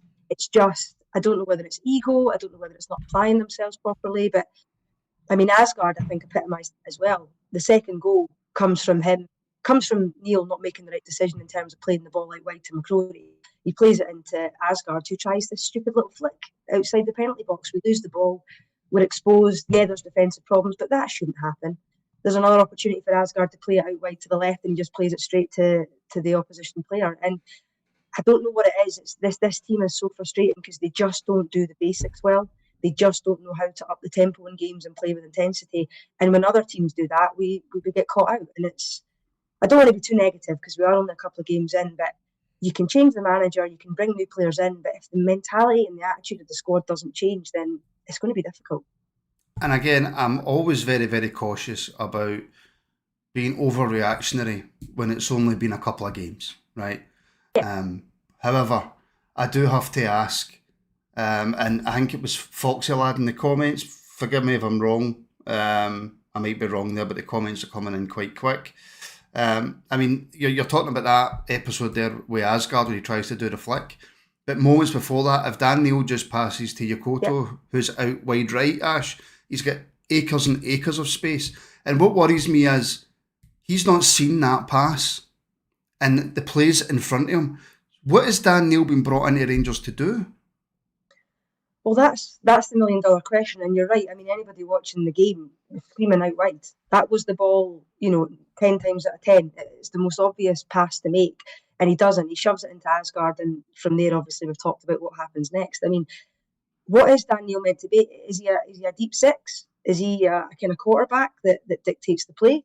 Is he someone who is going to play that cute ball in behind? I mean, we saw it in the friendly with Majowski. That was a great ball, but means absolutely nothing if you do it in a friendly when people are half-assing it around the pitch. I mean, you want to be careful. You don't want to dig players out too early. He's only a couple of games in, but I'm just not seeing anything that makes me confident. I mean, he was given the captain's armband tonight. He came to us at the 11th hour from having the opportunity to go to Southampton, which was a done deal. He has been promised a very prominent role in this team. Otherwise, he just doesn't make that move. And having watched him, I just don't know where he fits in. And more importantly, how does he improve what we had last season? I don't think he does, unless he pulls something out the hat over the next few months. But the problem is people have already got concerns about him, so the pressure on him is going to grow. And it depends what kind of character is if he can handle that. I mean, well, Sean is saying in the comments, we can't control a game. The midfield is far too similar in terms of profile. Not one of them can play a forward pass, not even a simple 5-yard pass, which is what we were just talking about. And every time we concede, which is the important part for me, Ash, we revert back to tight. Now, we took the lead in this game. Some good play on the left-hand side, but actually brilliant play from Diamande to find the pass through to Romans into the box. I would need to see it again. I don't know if I'm being harsh, but Chermiti maybe should score. However, doesn't really matter. Comes off the defender, goes in. We go 1-0 up. We started the first 3-4 minutes brightly. I'm sitting back thinking, me and Ash are going to have a ball on this reaction. This is going to be dead easy. And even before we conceded, actually, to Shona's point, I felt like as soon as we scored, we reverted to type, Ash. Absolutely. And I distinctly remember sitting there thinking, I've seen more in this first 10 minutes in terms of making me feel positive about this team than I saw at Tannadice on Friday. Mm-hmm. I was really feeling good. I thought, Romans has had a bit of a patchy end to last season, a bit of a patchy start to this season, but does what he does well, gets to the byline, gets the ball in, we get that goal, which just takes the pressure off. But the problem with this team is it's almost like we get a goal and we sort of pat ourselves on the back. We sit back and we say, well done, we've done really well here. Let's just bask in the glory of that for 5 minutes. And this team, despite the fact we've changed so much of the personnel, has such a weak chin. Mm-hmm. As soon as the tide starts to turn in a game, as soon as the momentum starts to get away from us, everybody goes hiding and we just become too easy to play against. And then there's panic stations. I mean, we were carved open a few times tonight, ridiculously. So even in the second half when we improved, I don't know how many times they had an opportunity where a guy's almost unmarked on the penalty spot and it takes an intervention from the goalkeeper or somebody to stop it, being a goal. It's really frustrating. And again, this is where I get worried because the likes of Cammy Devlin and Shankland and McInnes have all been brought in to change the mentality of the squad, but clearly there is still an issue there because these guys should be flying. They should be full of confidence going into these games starting the season. But actually, a few times I've looked at them and I thought they actually look a little bit overawed by the occasion. And we've not really played a tough game yet, Martin. Let's be real. We've not really had to go to a really tough venue yet. Tannadice is always tricky. Well, see, that's the thing, Ash, and these conversations are quite difficult to have when you've dropped points in the league and when you've lost in Europe. But, you can go to Tannadice and you can draw, or you can occasionally lose when you play really well, right? It's always a tricky place to go. But I think when you follow it up with the performance that we did tonight, and then you're looking ahead to Sunday and you're thinking, well, we've got Hibs on Sunday. Hibs always give us a tricky game. And then you're thinking to yourself, Ash, well, how much pressure on Sunday is Derek McInnes under? It is, and it's a ridiculous position to be in 3 games into the season. And to be clear, I back McInnes. I think McInnes will get it right. I think we've got to. There's no alternative. So nobody's sitting here being overly critical of him. I mean, he's once again, like most other Rangers managers in recent times, walked into a bin fire, walked into a complete and utter overhaul of the squad because we've done such a bad job of managing the situation, managing the squad in the past. So McInnes is up against it from the get-go. But the worry just is, that the lineups haven't been quite right. And then in the games themselves, I think players have let him down. I think he's, it's not a coincidence, Martin, that Gassama and Nadiri weren't playing tonight. So the one thing I would say, the one positive, not one of the positives I would take is McInnes clearly is seeing what's going on. He's not frightened to change it at half time, and he's done that twice, and it's had an impact, which is positive. But what we really need to make, you can't keep giving halves of football away. We've got to start getting the lineup right from the get-go, and we've got to stop giving teams a head start before we start to play football because we've done that too often, and this team just isn't good enough to come back from that. And it's easy to ask the question, Ash, right? But you've brought it up, so I will ask it. His team selection for the game, leaving Shankland out, Dragijevic left on the bench again, Cammy Devlin left on the bench. It was a little bit of a puzzling starting lineup, but I suppose that's easy to say after you've lost a game. If we went on and scraped that 2-1 or managed to get a draw, you might be saying, right, well, fair enough. But it was a puzzling starting lineup. It was, and I mean, I think, one of the ones I keep thinking about is McCanny. We know that Dujon Sterling doesn't have a great fitness record. He's now played 2 games They've got a must-win against Hibs on Sunday. Is he fit enough to play? Why have we spent that money on McCanny, who has been playing MLS, who I think has 15, 16 appearances under his belt in the season? Why is he not integrated into the squad already? I know that he came in late, but the winger we've just signed is the same situation, but he was deemed fit enough to start today. So I don't really understand that thinking. I think the midfield profile was too similar. Jagiellonia's not really had a look. Wasn't even considered up at Tannadice, and yet all of a sudden he's thrown in for a European game. And yeah, I just don't get it. I think Shankland had a tough game up at Tannadice, but I think that's because we didn't create anything for him. Tonight, I'm not sure it would have been that different, Martin, because we didn't create anything again. And Chermiti obviously has that physicality, but I thought he was pretty poor tonight as well. So the lineups, I think when you're going into games and everyone's sort of scratching their head not getting it, it's never really a good sign. And it's also not a good sign, as I've touched on, to be making so many subs. But at least he's not too proud to do that. At least McInnes is willing to go ahead and make those changes, and they have an impact. I would strongly suspect Baskin and Finlay Curtis will start on Sunday after what we've seen tonight. And again, this is the comments that I've seen about Finlay Curtis in the last couple of games, especially a pre-season game, and he's not good enough, he needs to go back out on loan. He's a young player, he's going to be inconsistent, he's going to have games where he might not play so well, but then he's going to have a second half like that where he hits the post, Ash, and he makes a massive difference on that left hand side. He's absolutely a player that we need to keep around this first team squad. I'm not saying that Finlay, Ash, is somebody who has to start every single game, because I don't think that would be right for a player of his age as well, because plus the fact he's not a centre back, he's not a central midfielder, he's a winger.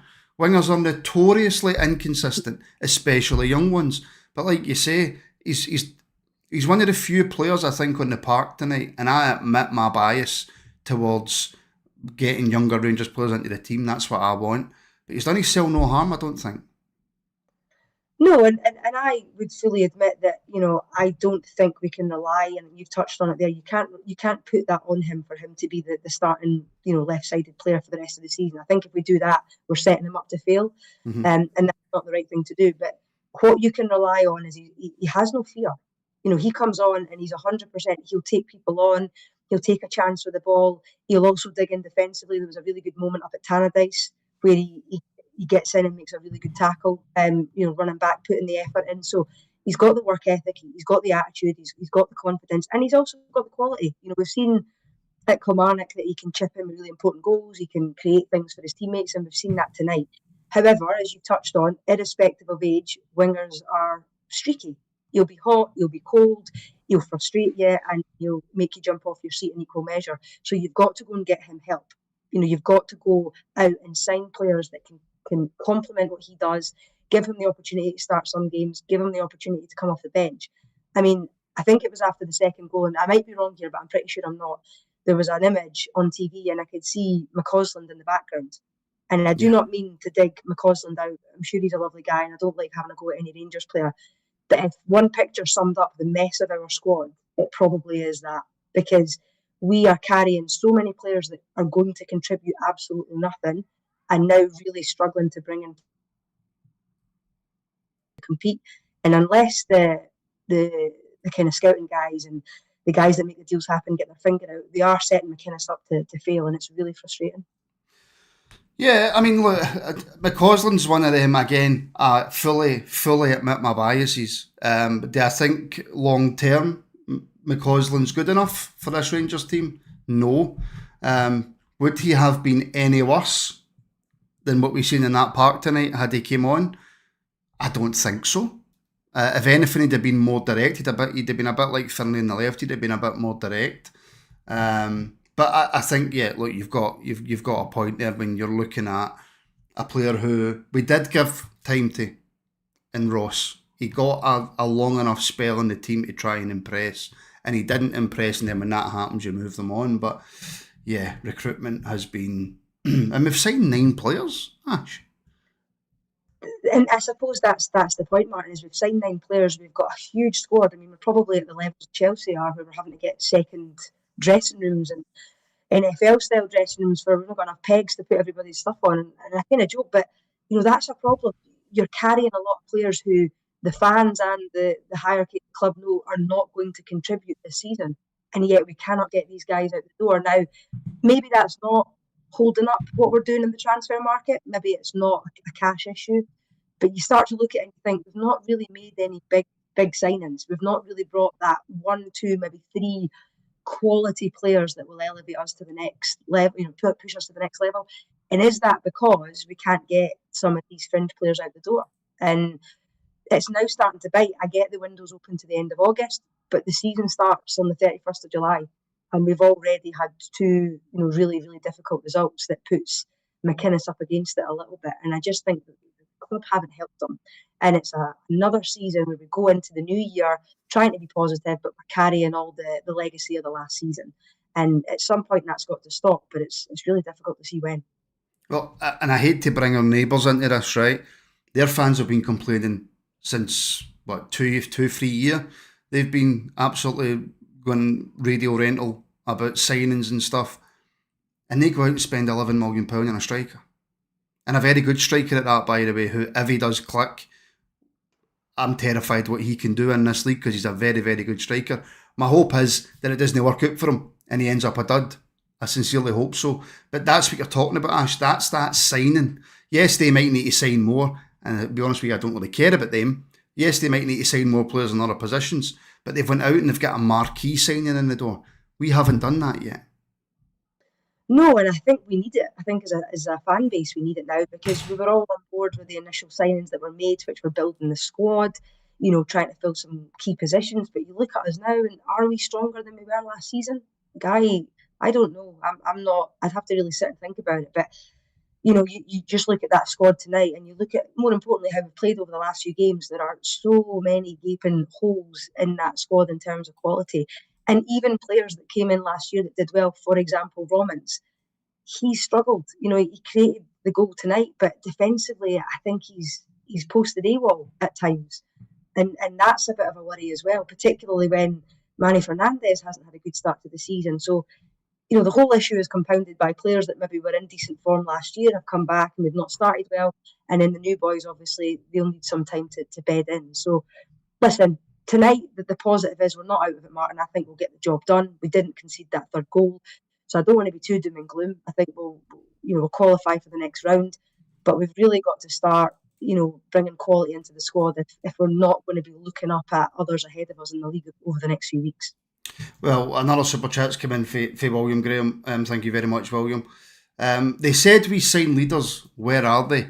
Shankland was captain of Hearts. He's definitely a leader.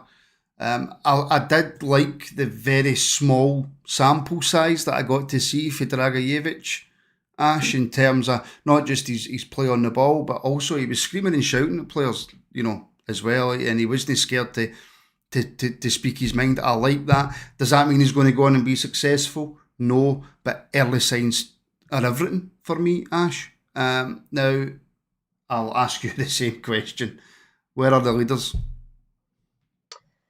I mean, I think it's difficult. The likes of, I think Shankland's probably a bit more comfortable age. He's of an age now. He's got experience, etc. But the likes of Dragiellonia, this boy's coming to a new country. He's, got to learn how to play in Scottish football. It's a lot to ask of him to be one of the main leaders straight away. These things will take time. Dan Neil was pinpointed as being a leader. He's certainly not shown the quality on the pitch that you would expect of someone that's kind of been pitched as being a potential replacement for Raskin. I mean, that's a bit frustrating. But again, how is this guy going to lead when he's not even good enough to get into the starting 11? If he doesn't pick up his form, etc. So, the likes of McCrory as well, he's had a bit of a leadership role, I think, down at Bristol City. But at the end of the day, yes, we need leaders, but we also need quality. We need to have players first and foremost that are good enough to play for Rangers, and then the leading comes almost secondary. There's enough experienced players in that squad that the likes of losing that goal tonight shouldn't have been what it was, which was basically time for squeaky bum. It was time for panic stations. It was lose our shape, losing our discipline for a period. That shouldn't happen. And you could see what the called these days, because clearly what he was asking them to do, they weren't following. So you've got the leadership I think comes next week isn't happening such a I think we've lost Ash. Ash, are you there? I think we might have lost Ash. I'm not sure. Our camera seems to have frozen. I will wait and see if Ash comes back in. I will bring up this super chat very quickly from Sam Tweedy. Sam, thank you very much for the super chat. Derek McInnes clearly isn't good enough to be manager. Sam, I think we're getting a little bit too carried away. It's been 2 games. Yes, the performances haven't been great. Yes, we could have done so much better. But I still think... Oh, wait a minute. Do we have Ash back? Ash, are you there? I can hear you. I can hear you. I just don't know if anybody else can. Let me... Hold on. Just let me see if I can add Ash back in. I'll need to call you Ashley this time. I don't like calling you Ashley. Let's just see if we can get Ash back in. Your screen was going radio rental for a while there, Ash.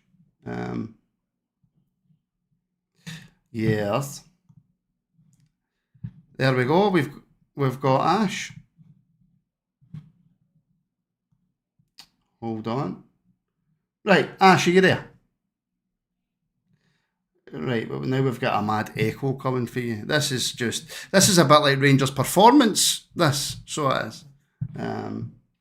Let me just do that. There we go. Sorry, Ash. Carry on with what you were saying.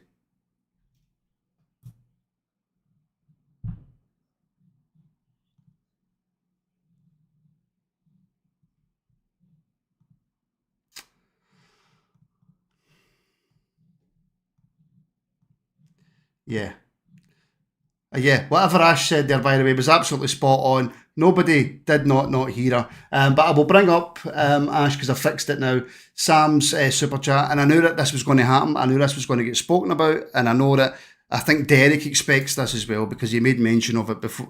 As soon as he took the job, he made mention of it. Sam saying that Derek McInnes clearly isn't good enough to be the manager.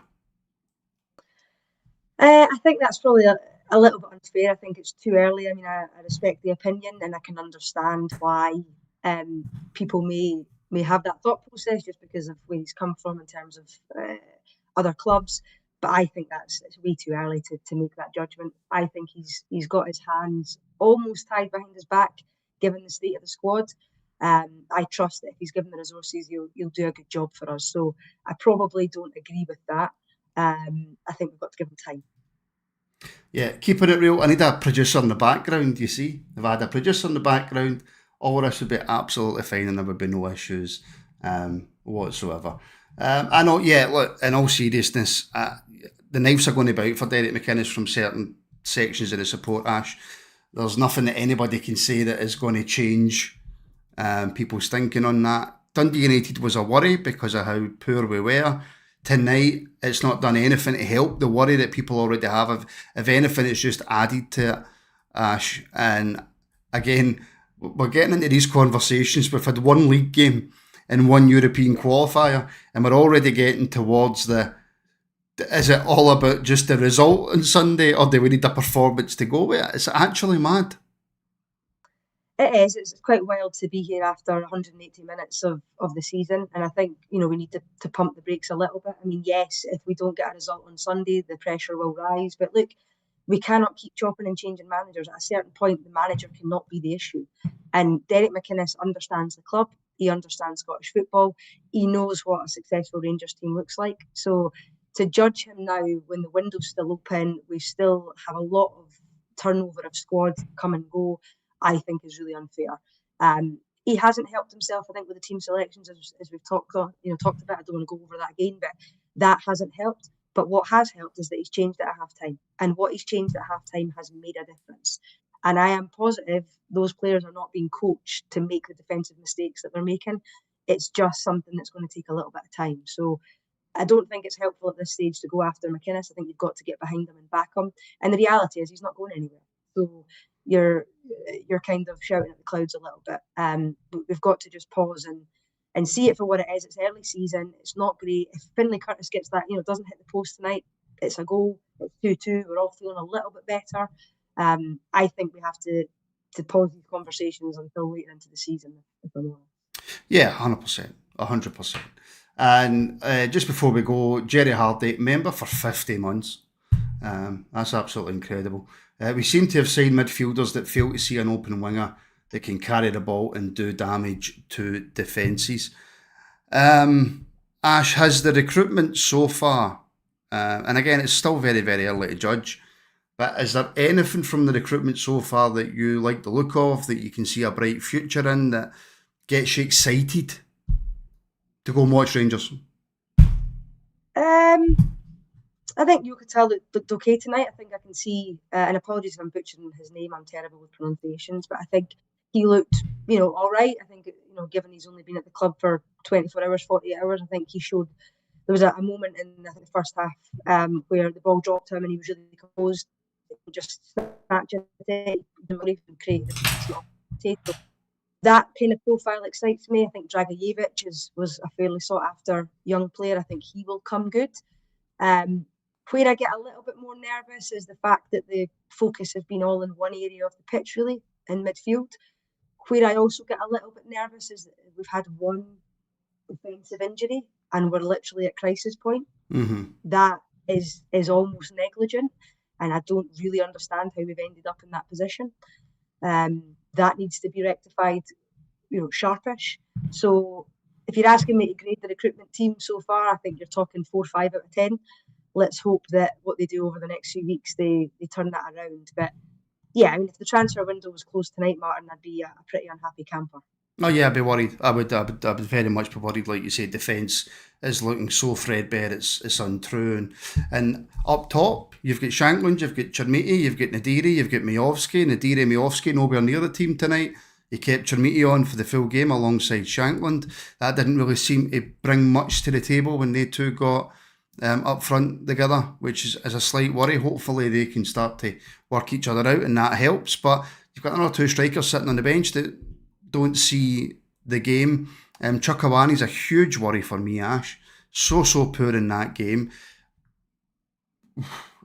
The tackle that he made, if that's 3 or 4 inches higher up, that's a red. That's a straight red. And he almost seemed, and I don't want to cast aspersions, but he almost seemed nonchalant about it. Almost like, well, what'll be will be.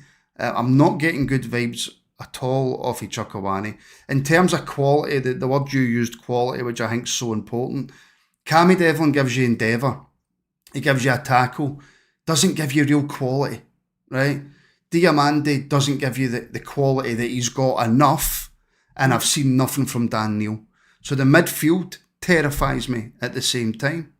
So I think I would go along with you, Ash. If I'm grading the recruitment team and I'm grading this Rangers team that I see in front of me just now, I think a 5's generous. I really do think a 5's generous. It is, and I think the point you've made about Chukwuani is a fair one. Because like you, I thought, red card here, because it studs up Achilles. It was high enough that if that's against us, I'm screaming for it. But he was just frustrated because he'd had a really poor game. And I almost forget that, I think it was £4 million they signed him for. So he would be one of the more expensive signings we've made under the new regime. And he's nowhere near it. I just haven't seen anything from him really where I've thought, he's a player with time, he can bed in. And again, maybe that's unfair because he's probably not had a full run of games and a functioning team. But, why do all of our new signings need 6 months to bed in? Other players go to other clubs and immediately make an impact. And that just seems to happen for us so rarely that you've got to think the environment's not right for that. And that's a bit of a worry. We talk about quality. Asgard's got bundles of quality, but he's just too nonchalant. He's just, just so easy-ozy. If he applied himself, then he could be one of the best players in our league quite comfortably. But I just don't think he has that mentality in him.